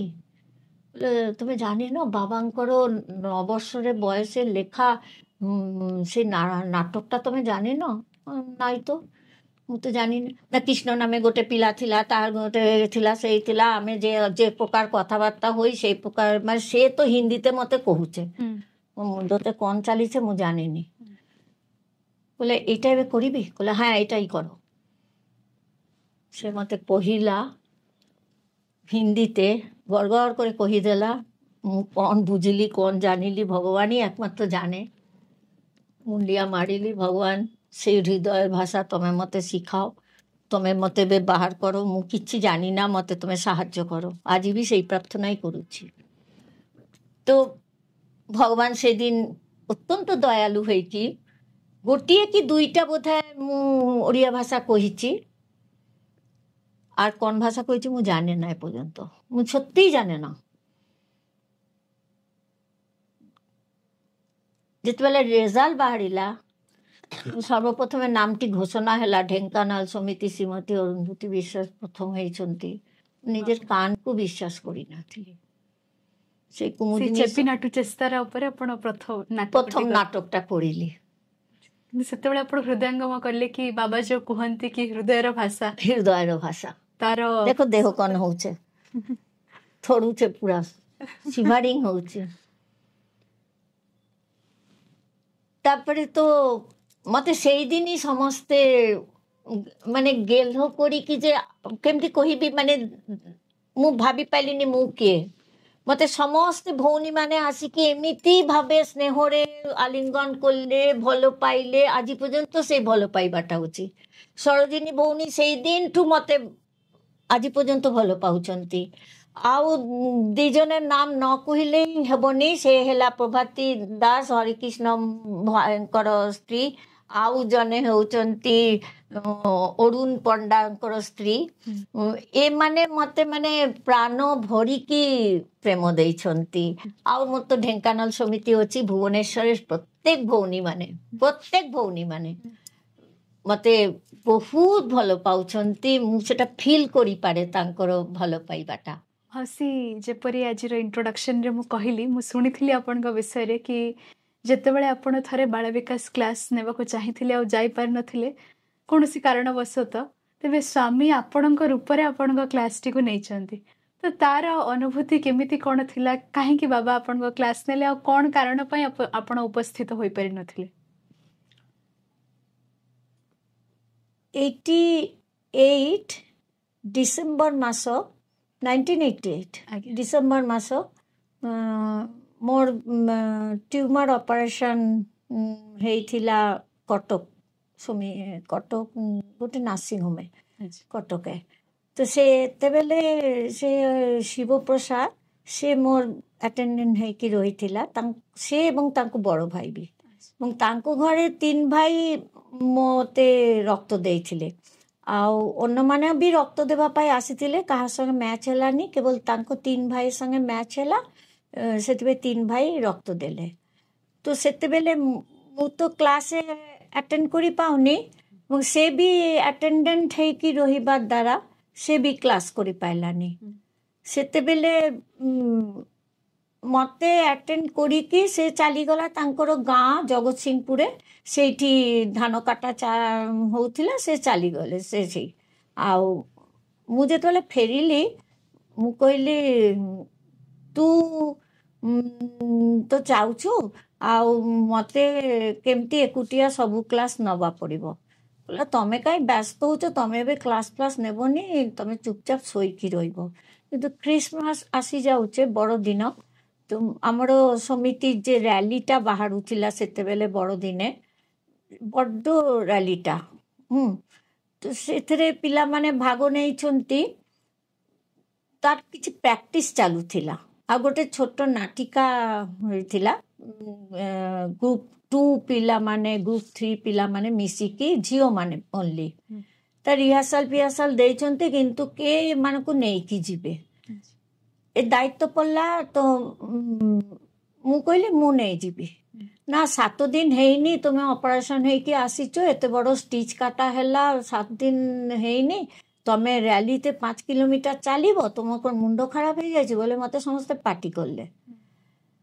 ମୁଁ କହିଲି ହଁ କରିବି। ତାପରେ କହିଲା ଆଚ୍ଛା ଠିକ୍ ଅଛି, ରବିବାରେ ତମେ ତାହେଲେ ଯିବନି, କ୍ଲାସ୍ କରିବନି, କିଛି କରିବନି, ତମେ ଚୁପଚାପ ରହିବ। ଅନେକ ଭଗବାନকে ଡାକିକି ଆଉ ମୁଣ୍ଡ ଉଠାଇ ପାରିଲିନି, କି ଗୋଡ଼ ବି ଉଠିଲାନି, କ୍ଲାସ୍ ନେଇପାରିଲିନି, ଶୋଇ ରହିଛି। ପିଲାମାନେ ଯେମିତି କ୍ଲାସ୍ ହେବାର କଥା ସେମିତି ବସିକି କ୍ଲାସ୍ କରୁଛନ୍ତି, ନିଜେ ନିଜେ ଧୂପ ଦୀପ ସବୁ ଲଗାଇକି ସଜାଇକି କ୍ଲାସ୍ କରୁଛନ୍ତି। ଏବଂ ସାଇରାମ ଗୁରୁ ଆଣ୍ଟି ସାଇରାମ ସେମାନେ ସେତେବେଳେ ଗୁରୁମା ଡାକୁନଥିଲେ, ଆଣ୍ଟି ଆଣ୍ଟି ଡାକୁଛନ୍ତି। ଏଇ ଅଫିସ୍ ପାରା ତ ମାନେ ଆମ କମ୍ପାନୀ କଲୋନୀ, ସେଥିପାଇଁ ଆଙ୍କେଲ ଆଣ୍ଟି ଏମିତି ସାଇ ଆଣ୍ଟି ସାଇ ଅଙ୍କଲ ଆମକୁ ଡାକୁଥିଲେ। ସେ ଆଣ୍ଟି ଆମେ ଆସୁଛି ଆସୁଛି ସାଇରାମ ସାଇରାମ କରିକି କାହାକୁ ସାଇ ଆଣ୍ଟି କହୁଛେ, ମୁଁ ତ ଏଠି ଶୋଇଛି, ମୁଁ ତ ଜମା ଉଠିନି, ତାହେଲେ ପିଲାମାନେ କାହାକୁ କହିକି ଯାଉଛେ। ତାପରେ ମୋ ପୁଅ ଆସିକି କହିଲା, ମା ତମେ ଏଇଠି ଶୋଇଛ, ମୁଁ ତ ଛାତରେ ଉଠିକି ପାଠ ପଢ଼ା କରୁଥିଲି, କାଲିଠୁ ପରୀକ୍ଷା, ଆଉ ତାହେଲେ ପିଲାମାନେ କାହାକୁ ସାଇ ଆଣ୍ଟି ଆସୁଛି ଏମିତି করে ଯାଉଛେ। ମୁଁ ଛାତରୁ ଓହ୍ଲାଇକି ଆସିକି ଦେଖିଲି କେହି ତ ନାହାନ୍ତି, ତାହେଲେ କିଏ କ୍ଲାସ୍ ନେଲା କ'ଣ? ମୁଁ କହିଲି ମୁଁ ବି ଜାଣିନି। ତାପରେ ଦୁଇଟା ପିଲାକୁ ତାଙ୍କ ଘରେ ଯାଇକି ପଚାରିଲେ ମୋ ପୁଅ, ସେମାନେ କହିଲେ ଆଣ୍ଟି ଉଠି ଆସିକି ତ କ୍ଲାସ୍ ନେଇଛନ୍ତି, ଆମର କ୍ଲାସ୍ ନେଇଛନ୍ତି, ଆଜି ଇୟା ପଢ଼ା ହେଇଥିଲା। କେତେବେଳେ ଉଠିଥିଲେ ଆଣ୍ଟି? ଆଣ୍ଟିକୁ ତ ଆମେ ବାହାରଠୁ ଘରେ ବନ୍ଦ করে ରଖିଛି যাতে না উঠিপারে। আরে बंटी भाई, तार नाम भी डाकनाम बंटी। बंटी भाई तमें कौन कौच ना आंटी आज क्लास नहीं छुंती, हमको देखो ना, आमे जो ओम श्री साईराम लेखे आंटी राइट चिन्ह देइछन्ती हम खातारे। अच्छा, आपण चेक भी करछन्ती? हाँ, आगे तो बहुत ए सब करूथिले, एबे सब फाकी मारुछि। एबे सब दरकार नाही, पिला माने बहुत हे गला, एडवांस हे गला। तो तापरे मोर पुआ आसिकी कहले, माँ तमें मिठा कथा कहूच, के तुमको कबाट खोली देइतिला? हमने तू तो आसिकी खोलिलु। ये तो कबाट खोलेनी, मु तो जाइनी क्लासे, मु मिछो काई कहबी। सेतेबेले गोटे ग्रुप 3 झियो कहूचे, आंटी आसी थिले, आमे ताकू साईराम कहिची, से जेमती भावे हसिकी क्लास नियंती सेमती भावे हसिकी क्लास नेइचंती एवं आम मुंडरे आउंसे देइचंती। या परे कौन कहिबी जानिनी, आम समितिते एटा आलोचना हेतिला एवं सेतेबेले बेनुधर मिश्र बोले जने भाई आज आ नांती से थिले, से कहिचंती आम भौनी रूपे भगवान आसिकी क्लासटा नहीं थिले। आपण भी से अनुभव करले? हाँ, माने मु तो आपण अनुभव ऊपर आ के ही नेबे के नहीं पारे, आ मु तो जानिनी। से खूब सुंदर सतरे जे आमे सुनिथिलो कि हाँ। माने बाल विकास गुरु मान को भी भगवान केते भल पांती, एमती बहुत अनुभूति आमे सुनिथिलो कि एवं तांको से ऊपर माने ही जो नहीं मते जानती क्लास। विभूति लगाई देइछे, से विभूतिटा भी मोर कपाले थिला। अच्छा, सब भगवान को लीला। एमती मजार कथा। अनेक जन मेडिटेशन क्लास मु कराए, जे जार माँ को देखो, मैं केवल भगवान के देखिबा दरकार नहीं, तुम निजेर माँ होचंती भगवान, माँ को देखो। माँ को तो आम सब बेला देखुची, आम ना आखि बुझिकी देखो, आज आखि बुझिकी देखो एवं तुमको मु पचारिबी जहाँ से उत्तर देबे। अनेक जन कहिचंती, गोटे जन दुई जन नुहे, बहुत जन कहिचंती बाबा सिंहासने बसी थिले, आमे देखिची, मु भी निजे देखिची रुमालटा कुचके मुचके अछि, सबु बेले आमे रुमाल प्रेस करे देउथिली आ रुमालटा एमती भाज खोला एमती रहिचे। बाबा को उपस्थिति भी अपन को क्लास में हाँ, सबले क्लास से पिला माने फील करूथिले, पिला माने बहुत तरह फील करिसंती। हसी तापरे आमे सुनिछु कि अपन साई आनंदम सहित बहुत संपृक्त, तो तार परिकल्पना केमती कोन हे? परिकल्पना 87 भगवान को मुंडिया मारिबा को जाइकी मु पदधूली हिसाबे पाइछि बाली एवं ओंकारम सुप्रभातम समय तुम मौसा पाइछंती सीमेंट, तांको हाथे सीमेंट आसीथिला, मोर हाथे प्रशांति रे गुट्टापति प्रशांति मंदिर। तो सेटा पाइबा पठू आमे स्वप्ने देखुची, ध्याने मेडिटेशने पाइची, ଭଗବାନ ଉପସ୍ଥିତି ପାଉଛି ଏବଂ ମୁଁ ପିଲାମାନଙ୍କ ସହିତ କିଛି କାମ କରୁଛି। ଆଶ୍ରମ ଭଳି ଗୋଟେ ଜାଗା ବାଗିଚା ଅଛି, ଏମିତି ସବୁ ଦେଖୁଛି। ତାପରେ ହଠାତ୍ 89 ମୋ ଝିଅ ଯେତେବେଳେ ସତ୍ୟସାଇ ଓମେନ୍ସ କଲେଜ ଭୁବନେଶ୍ୱରରେ ପାଠ ପଢୁଥିଲା, ସେତେବେଳେ ବଡ଼ ଭାଇନା ବ୍ରହ୍ମାନନ୍ଦ ପଣ୍ଡା ସେ ଆମକୁ ତା ମାଧ୍ୟମରେ ଡାକିକି ପଠାଇଲେ ତାଙ୍କ ସହିତ ଦେଖା କରିବା। ଆମେ ଗଲି, ଯାଇକି ବସିବା ପରେ ବହୁତ ଡର ଲାଗୁଥିଲା କ'ଣ କହିବେ। ତାପରେ କହିଲେ ଭାଇ ଆପଣଙ୍କୁ ନିର୍ଦ୍ଦେଶ ଆସିଛେ, ଆପଣ ଆମ ଓଡ଼ିଶାতে କିଛି ଗୋଟେ ଏମିତି କାମ କରି ଦେଖାନ୍ତୁ ଯାହା ଆମ ସବୁଦିନ ପାଇଁ ରହିବ। ତୁମ ମଉସା କିଛି ଉତ୍ତର ଦେଇପାରିଲେନି, ଚୁପଚାପ ବସି ରହିଛନ୍ତି। ମୁଁ ବହୁତ ଭର ଭର କରେ ତ କଥାବାର୍ତ୍ତା ବେଶୀ କହେ, ସେଥିପାଇଁ ପାଟି ବି ଖାଏ ସମସ୍ତ ଆଗରେ। କିନ୍ତୁ ମୋର ପାଟିରେ ବାହାରିଲା ଆମେ ସାଧାରଣ ଲୋକ, ଆମେ ଏମିତି କ'ଣ କାମ କରିପାରିବି ଯାହା ସବୁଦିନ ପାଇଁ ରହିଯିବ? କିଛି ତ ସବୁଦିନ ପାଇଁ ରହେ ନା, ଆଉ ଏମିତି କ'ଣ କାମ କରିପାରିବେ? ଝିଅ ତୁ ଯାହା ସଂସାରରେ ଖର୍ଚ୍ଚା କରୁଛୁ, ଆମେ ବହୁତ ସାଧାରଣ ଭାବେ ହିଁ ଚଲାବୁଲା କରେ, ତଥାପି ବି ସେ କହିଲେ ଯାହା ଖର୍ଚ୍ଚା କରୁଛୁ ତାଠୁ 2 ଟଙ୍କା করে ଗୋଟେ ମା ଲକ୍ଷ୍ମୀଙ୍କର ଯେ ବଙ୍ଗାଳୀ ମାନଙ୍କର ମାଟି ହାଣ୍ଡି ଥାଏ ନା ମା ଲକ୍ଷ୍ମୀଙ୍କର ପୂଜା ଘରେ, ସେଇ ଜାଗାରେ 2 ଟଙ୍କା করে ତୁ ପ୍ରତିଦିନ ରଖିବୁ। ଆମେ ମୁଁ ତ ରୋଜଗାର କରେ ନା, ମୁଁ କୋଉଠି 2 ଟଙ୍କା করে ଆଣିବି? ବୋଲେ ନା, ତୋତେ ନିର୍ଦ୍ଦେଶ ଆସିছে ମାନେ ତୋତେ ହିଁ ଟଙ୍କା ଜମା କରିବା ପଡ଼ିବ। କିଛି ବୁଝିପାରିଲିନି ତାଙ୍କ କଥା। ତାরপরে ভিসান আসিলা, অমুক জায়গায় অমুক জমি বিক্রি হবে, আমি জমি কিনিବାକୁ ଯିବି। অল্প অল্প দামে বহুত জমি কেনা হয়ে গেল। এমনকি সেତେବେଳେ collector, Dhenkanal collector doctor Ganesh, সে কাহাঠু কোন শুনিকি মতে ফোন বিশ্বাস ভাইকে ফোন করে কহিলে যে ভাই সাইরাম আপন ভৌণীকে নেইকি আসন্তু, সরকার তরফের জমি দেবি। সাঙ্গে সাঙ্গে বাবা আমাকে জনাই দেলে মেডিটেশন মাধ্যমে সরকারি সাহায্য ব্যতীত তুমি কাম আরম্ভ করো, তারপর যাহা হব মু বুঝিবি। তো আপনি সাহায্য নেলেনি? না, মু মনা করে দিলি কালেক্টরকে, নিজে ফোন করে মনা করে দিলি। তারপরে আমার টাটা কোম্পানি বি জমি দেওয়াকে চাইলে আমি নেলিনি। এভাবে জমি কেনা হেলা। সমস্ত ভুবনেশ্বর এবং কটকের সেতেবেলে যে ভাই ভৌণী মানে সব থিলে উচ্চ মার্গের, সেমানে সমস্তে আসিছন্তি সেই জমি পূজারে এবং সৎসঙ্গ, বিভিন্ন সময় সৎসঙ্গ হয়েছে, ভজন হয়েছে, বেদপাঠ হয়েছে, সবু সেবা কাম হয়েছে, বহুত কিছু হয়েছে। খুব অল্প দিনের ভিতরে ঘর তৈরি হয়ে গলা। 108টা নারিকেল গাছ, 108টা আম্ব গাছ, এমতি করে বহুত বড় সুন্দর বাগিচা হয়ে গলা। ফুল ফল মানে 6 মাস ভেতরে আম্ব ফাম্ব সবু ফলা ফলি আরম্ভ হয়ে গেলে। বড্ড বড্ড পইড, বিশ্বাস করিবনি কি তাড়াতাড়ি। আর সবচেয়ে বড় গোটে ওয়ে মানে কুয়ো সে হয়েছিলা মিঠা পানি। মাত্র 17 ফুট খোঁড়া হয়েছে গোটে হিল স্টেশন, ঢেঙ্কানাল তো হিল স্টেশন। তো এমতি জায়গায় 17 ফুট মাত্র খোলা হয়েছে, মিঠা পানি বাহারিলা। গোটে নিম্ব গছ ଥିଲା, তার পত্র ଥିଲା মিঠা। এমতি গোটে জায়গা মিলিলা, এমতি জায়গায় সেই বিল্ডিং ফিল্ডিং সবু তৈরি হয়ে গলা। কিন্তু স্কুল আরম্ভ হওয়াকে সুযোগ মিলানি। সমস্ত সরকারের কাগজপত্র সব রেডি হয়ে গলা, কিন্তু স্কুল খোলিবার আর ডেট আসুনি। বহুত মানে অভিজ্ঞ মনীষ মানে আজি আও সেমানে কেহি বঞ্চি নাহান্তি।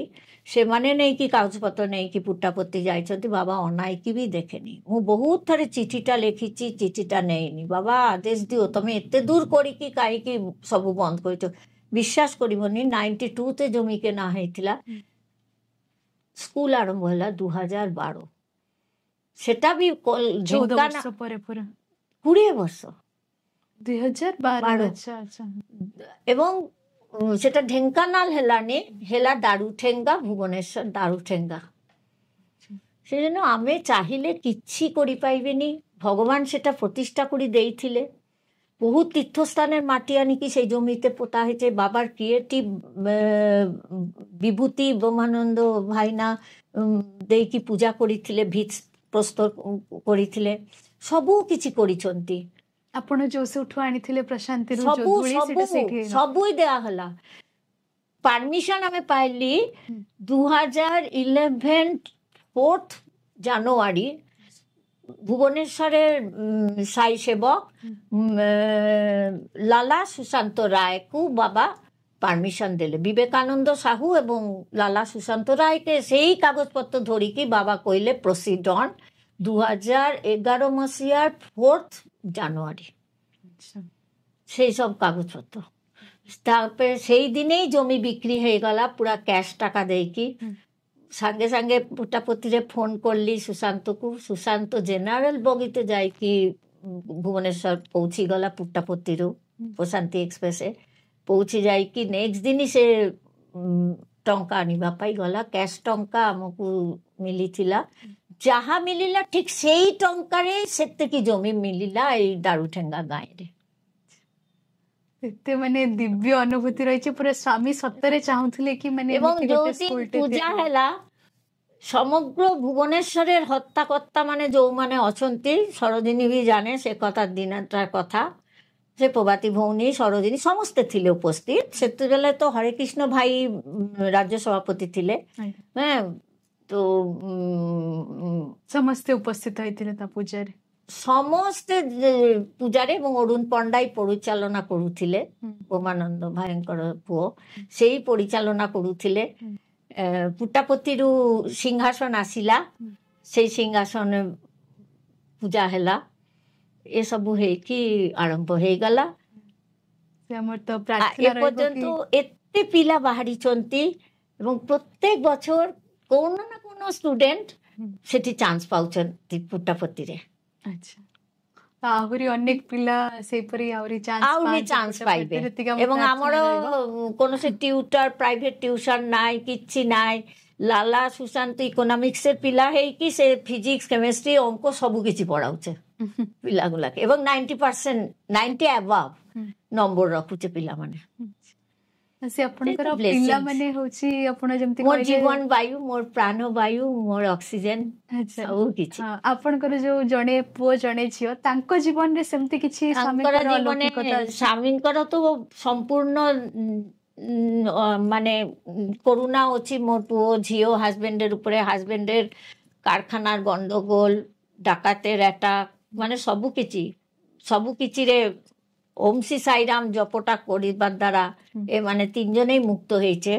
ଗାର୍ଗୀର ବିଷୟ ନ କହିଲେ ନୁହେଁ। ମୋର ପୁଅ ବି ପରୀକ୍ଷା 4th year ଯେତେବେଳେ ଇଞ୍ଜିନିୟରିଂ ଫାଇନାଲ ଇୟର ହଠାତ୍ ମୋତେ ଫୋନ করে କହିଲା ଯେ ମା ମୁଁ ଯଦି 30% ନମ୍ବର ପାଇକି ପାସ୍ କରେ ତମେ ମୋତେ ମୋର ଉପରେ ରାଗିଯିବନି ତ?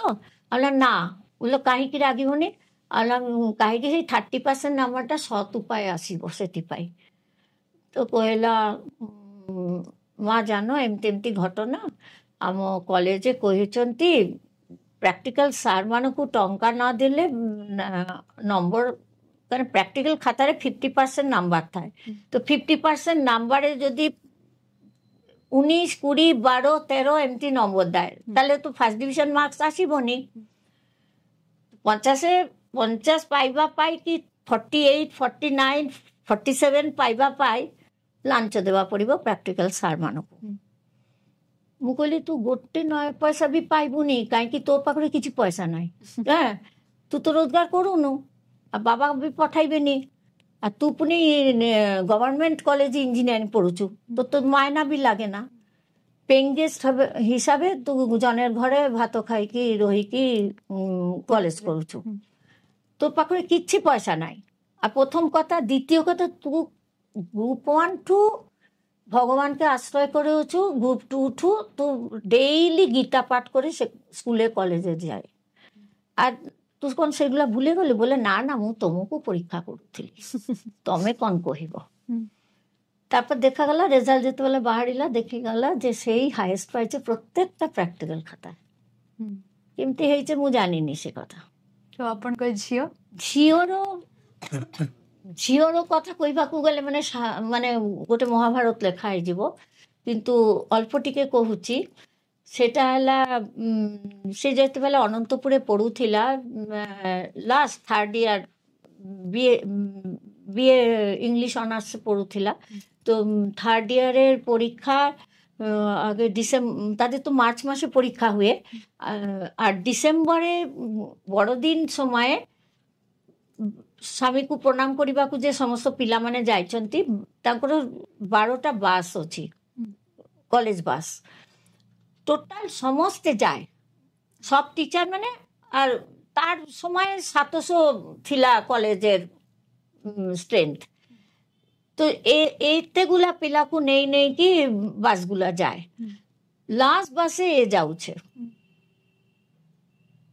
ଥରେ ତ ଏମିତି ଉଠିବାକୁ ଯାଇଛି ସେତେବେଳେ ମ୍ୟାନ୍ ହୋଲ୍ ଖୋଲା ପୁଟାପୋତିର ମତନ ଜାଗା ମ୍ୟାନ୍ ହୋଲ୍ ଖୋଲା ତା ଭିତରେ ଖସି ପଡ଼ିଲା ପିଲାମାନେ ଧରିକି ଟାଣାଟାଣି କରୁଛେ କରିପାରିନି ତାପରେ ଆମର ସେବା ଦଳ ଭାଇମାନେ ଯାଇକି ତାକୁ ଉଠାଇକି ହସ୍ପିଟାଲାଇଜ 4 দিন সেটি হসপিটালে রহিলা তারপরে বড়দিনের সময় যেতেবেলা গলা লাস্ট বাসে সে ফেরত আসিছে আসিকি তার আগে যে সাঙ্গମାନେ সব আসি যাইଛନ୍ତି ଆଉ সব ଶୋଇ ପଡ଼ିଛନ୍ତି সেই বাসটা আসিছে সেତେবেলা 11:30 11:30 বাজে টিচার কহিলে শীঘ্র হাত গোড় ধୋଇକି বাথরুম সারিকি পানি পিকি ଶୋଇ পড় একদম কাহাকু ডিস্টার্ব করিবনি সে তাঙ্ক রুমে লাস্ট গার্ল আসিছে সে কভারটা বোল্ট করিকি শোই পড়লা হঠাৎ কভারটা খোলিগলা এপট শীত দিন তো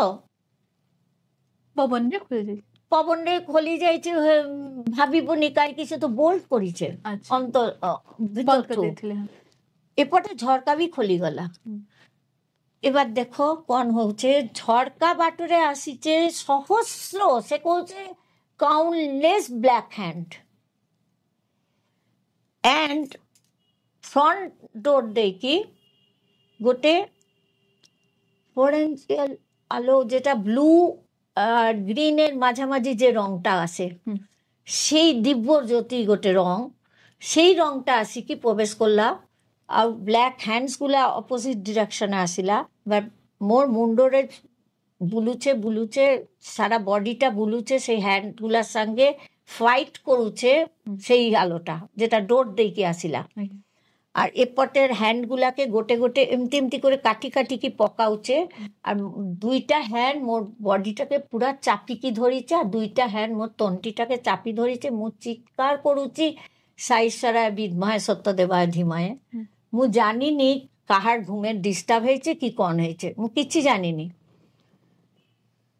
তো কিছু সময় পরে মোর পুরা বডিটা নাম হয়ে গেল আর হলচল বি করাই পাইলিনি তারপরে সেই আলোটা বুলি বুলি বুলি বুলিকি পুনি চালিগলা এবং কভারটা বন্ধ হয়ে গেল ঝরকা বি বন্ধ হয়ে গেল ব্ল্যাক হ্যান্ডগুলা বি পলাই গলা মতে যেন কে নিদরে উঠাই দেলে মু উঠিলি বাথরুম গলি আখিরে লুহ বহিগলা বহুত নিজে নিজে একুটিয়া বাথরুমে যাইকি কান্দিলি যে মা সাই মা তমে মতে এভাবে কাহিকি রক্ষা করিল কাহি এই ঘটনা ঘটিলা আর কাহিকি রক্ষা করিল কেহি এতো এই কথা বিশ্বাস করিবেনি তুমি মতে সাহায্য করো এটা শক্তি দরকার না এত বড় গোটে ঘটনাকে ডাইজেস্ট করিবা পাই তো তারপরে পানি পিকি সে পুনি ঘরে আসিকি বোল্ট করি দেলা নেক্সট দিন ইয়া ভিতরে কিন্তু গোটে সাঙ্গর তাঙ্কর হস্টেলের নিয়ম অছি ইচ্ছা মতন কেহি কাহারো ঘরে পশি পারিবেনি টিচারের অনুমতি ছাড়া আর সাঙ্গ তাকু ডাকুছে গার্গী কাম আউট করে ডাকুছে সে কহুছে যে মু তো উঠি পারুনি মু কেমতি বাহারি যাবি কন কহুচু না তোর ঘরঠু গোটে ইনসিডেন্টের ঘটনার মেসেজ আসিছে মো পাখরে তারপরে সে সকালবেলা সমস্ত পিলামানে কইলে আজি ঘরটা এমতি কাইকি হয়েছে সে কিচ্ছি কাহাকু কহিলেনি চুপচাপ রইলে কাইকি কেহি তো বিশ্বাস করিবেনি নেক্সট দিন টু তার দেহ বহুত সিরিয়াস হয়ে গলা বহুত সিরিয়াস খারাপ হয়ে গলা আউ কলেজ যাই পাইলানি ডিসেম্বর 28 রু মার্চ মাসের 2 তারিখ পর্যন্ত, মার্চ মাসের 1 তারিখ পর্যন্ত ସିକ୍ ବେଡ଼େ ରହିଲା। ଘରେ একটা ବି ନ୍ୟୁଜ୍ ଆସିଲାନି, ଗୋଟେ ବି ନ୍ୟୁଜ୍ ଆସିଲାନି ଯେ ଆପଣଙ୍କ ଝିଅର ଏମିତି ହେଇছে ଆପଣ ନେଇଯାଆନ୍ତୁ। ରାତ୍ରି 8ଟା সময় ଆମ ଲ୍ୟାଣ୍ଡ ଫୋନେ ତା କଲେଜଠୁ ସୁପରିନଟେଣ୍ଡେଣ୍ଟ ଫୋନ୍ କଲେ ଯେ ସୋମବାରଠୁ ପରୀକ୍ଷା ଆରମ୍ଭ, ଆଜି ଶୁକ୍ରବାର, ଆପଣଙ୍କର ଝିଅ ବହୁତ ସିରିୟସ୍ ହେଇକି 3 ମାସ ହେଲା ଅସୁସ୍ଥ ଅଛି, ଆଉ ସେ ପାଠପଢ଼ା ତ କିଛି କରିପାଇନି, ଆପଣ ଆସିକି ନେଇଯାଆନ୍ତୁ। କିନ୍ତୁ ମା ଯେନ ନିହାତି ମାକୁ ହିଁ ଆସିବା ପଡ଼ିବ। ସେତେବେଳେ ମୋ ନିଜେ ବହୁତ ଦେହ ସିରିୟସ୍ ଖରାପ ଅଛି, ପ୍ରତିଦିନ ଇଞ୍ଜେକ୍ସନ୍ ଚାଲିଛେ। ତ ମୁଁ ତ ଯାଇପାରିବିନି, ବାପାକୁ ତ ପୋଷିବାକୁ ଦେବେନି, ତ ବାପା ସାଙ୍ଗେ ତ ଦେଖା ବି କରିବାକୁ ଦେବେନି। ତ ଆମର ସମିତି ଜଣେ ଭଦ୍ର ମହିଳାକୁ ମା ମାନେ ଆଣ୍ଟି ଆସି ଆଲାଉ ହେଇପାରିବେ, ମାନେ ବୟସ୍କ ଲେଡି ଆଲାଉ ହେଇପାରିବେ, କିନ୍ତୁ ୟଙ୍ଗ କେହି ଆସିପାରିବେନି। ତ ଜଣେ ଲେଡିକୁ ନଗର କୀର୍ତ୍ତନ ଟାଇମে অনুরোধ করলে যাইকি, অনুরোধ রোববার নগর কীর্তন টাইম অনুরোধ করলে, অনুরোধ করিকি সাঙ্গে সাঙ্গে সে রাজি হয়ে গেলে।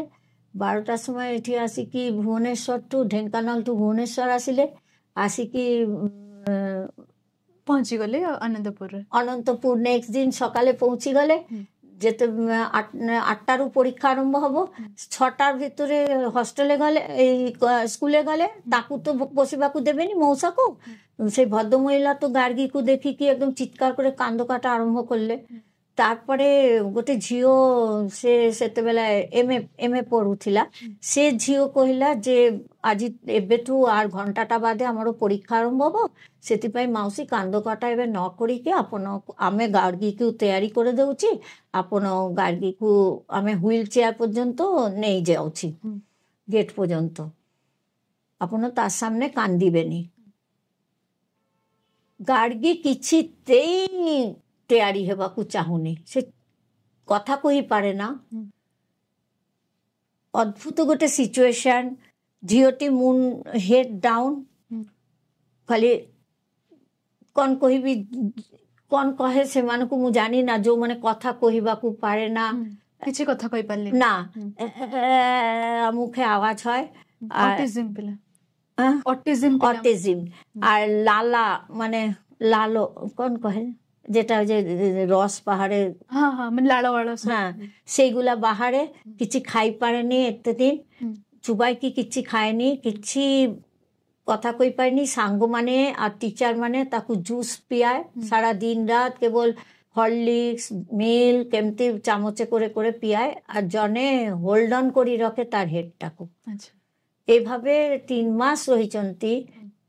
সত্যসাই অর্গানাইজেশন, সত্যসাই কলেজ ସେଥିପାଇଁ বাপ মাকে হয়রান করলানি। অন্য সাধারণ স্কুল কলেজ হেলে নেক্সট দিনই কইতান্তা যাও বাপাকে ডাকো, মাকে ডাকো, নেই যাও, তারপর অন্য মানুষকে ডিস্টার্ব করবেনি। এমানে চাহিলে যে আমি ঠিক করে দেবি ঝিওটাকু, কিন্তু লাস্ট মোমেন্ট পর্যন্ত ভগবান পরীক্ষা করিছন্তি, দেখা যাও কন হুয়ে। এবে মিরাকেলটা হেলা, এ ঝিও চিৎকার করিবাকু চাহুছে যে মু পরীক্ষা দেবি, মোর ইয়ার লস করিবিনি, এই কথাটা কহিবাকু চাহুছে। ফিলোসফি টিচার সে তার কথা টিকে টিকে বুঝি পারুছন্তি।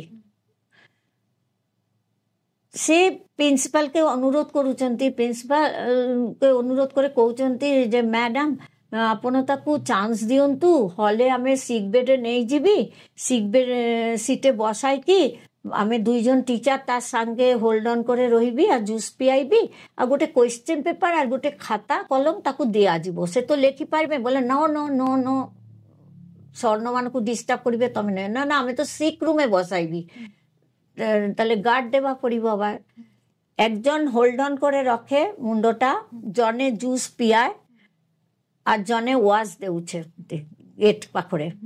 এমতি ভাবে ঝিওটাকু গোটে কোয়েশ্চেন পেপার, গোটে পেন, গোটে খাতা ଦେଇକି বসাই দেলে। সে তো এমতি ঘুরে রয়েছে মুন্ডটা তলে, হেড ডাউন করিকি, আর মুহଁରେ ସେଇଟା ଝରି ଝରି ଯାଉଛେ, ସେଥିପାଇଁ ତାକୁ ଆପ୍ରନ୍ ଗୋଟେ ପିନ୍ଧାଇ ଦେଇଛନ୍ତି। ଶାଢ଼ୀ ଯେପରି ନଷ୍ଟ ନ ହୁଏ। ସେଇ ଅବସ୍ଥାରେ ଝିଅଟା ପୁରା କ୍ୱେଶ୍ଚନ୍ ଆନ୍ସର୍ ପୁରା ଖାତା ଲେଖା ହେଇଗଲା। टीचर माने देखिकी पूरा ताज्जब हो गले, आश्चर्य बोध करिकी जने टीचर जे जूस पियाउथिले से गेट जे टीचर ठिया अछंती ताकू कहिले मते तुमे घुंचो टिके मु प्रिंसिपल पाखरे जीबी। से दौड़ी की गले प्रिंसिपल पाखरे, प्रिंसिपल के डाकी आनिले जे आपण आश्चर्य लीलाटा खाली देखि जाऊंतु।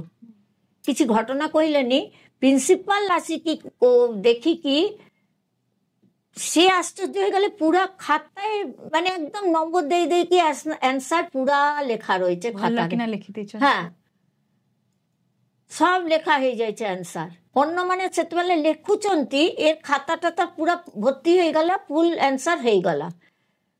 প্রিন্সিপাল তো নিজেকে বিশ্বাস করি পাউছেন তিনি।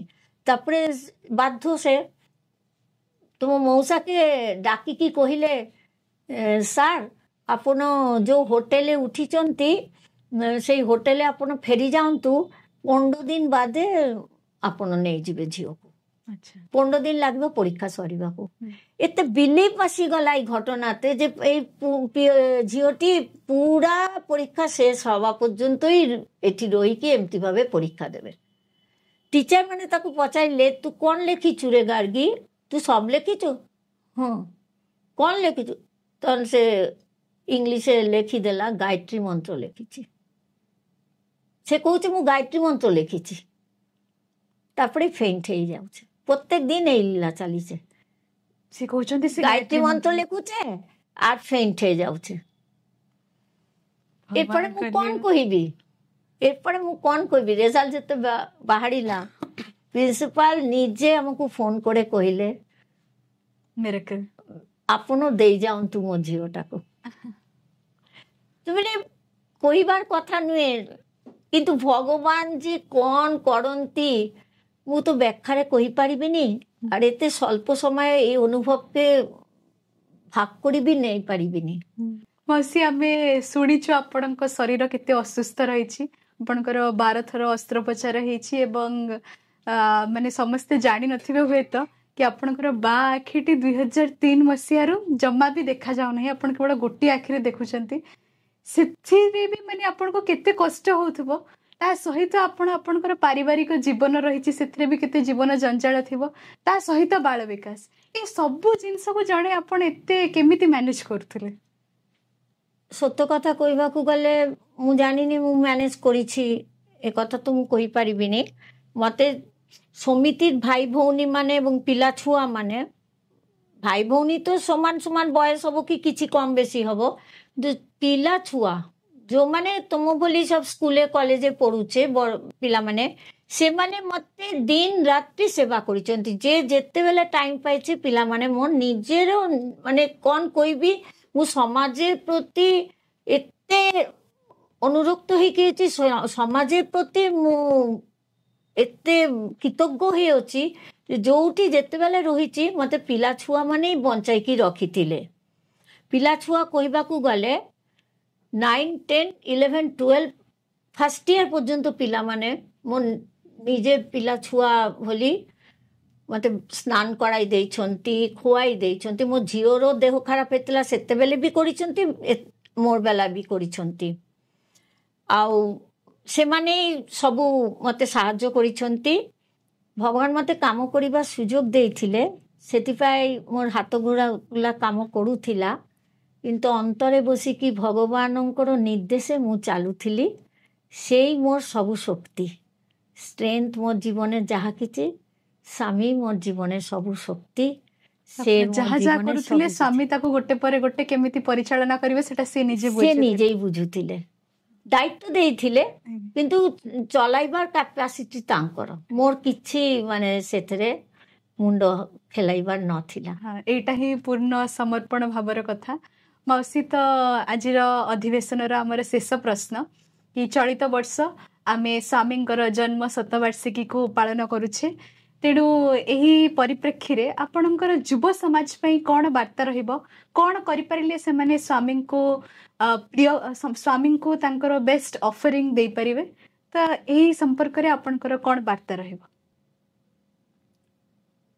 ए संपर्क रे मु कहिबी प्रथम कथा हैला काहाकू मु जीवन ठकिबिनी तमे माने भी से आई चिंता करिवो तमे यदि काहाकू किछि कथा देइछु मु ए कामटी करिबी तो पाई से जेते असुविधा हेले भी तुमको करिबाकू ही हेबो काहे कि तमे जानिबो जो काम आमे करे ना काहे कि सेटा स्वामींकर इच्छार काम से कामटा मोर पाई स्वामींकर प्रसाद सेति पाई तुमको करिबाकू ही हेबो एवं केमिति करिवो सेटा स्वामी को तमे प्रार्थना करी कि तमे करिवो आउ गोटे कथा द्वितीय कथा संपूर्ण भरोसा रखो संपूर्ण विश्वास रखो भगवान अछंती तुम भितरे बाहरे तुम हाथ गोड़े सबू जगाए से तुम गाइड गार्जियन फिलोसफर से खूब सुंदर जपरी आपण कहले भगवान ही आमर गाइड गार्डियन और फिलोसफर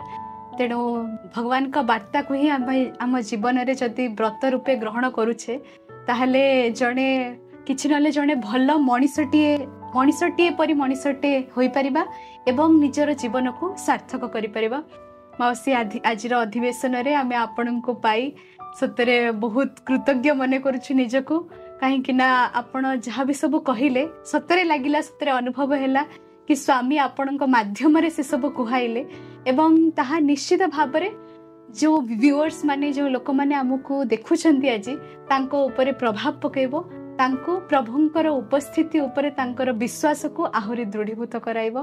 तेणु आज आपण आम सहित उपस्थित रहिथिबारु आपण को आमर गभीर कृतज्ञता आमे स्वामी को पाखरे आपणकर दीर्घ निरामय जीवन निमंते प्रार्थना करुछु आपण सबले सुस्थ होई स्वामींकर वार्ता को आहुरी आगो को बांटी चलंतु समस्त को आहुरी खुशी प्रदान करि चलंतु। या सहित आमे आज अधिवेशन को एठी शेष करिबा पुणी थरे आउ एक अध्याय रे आमे आउ जणे नूतन अतिथिंक सह एही परी साईंक सह तांकर यात्रा संपर्क रे आलोचना करिबा।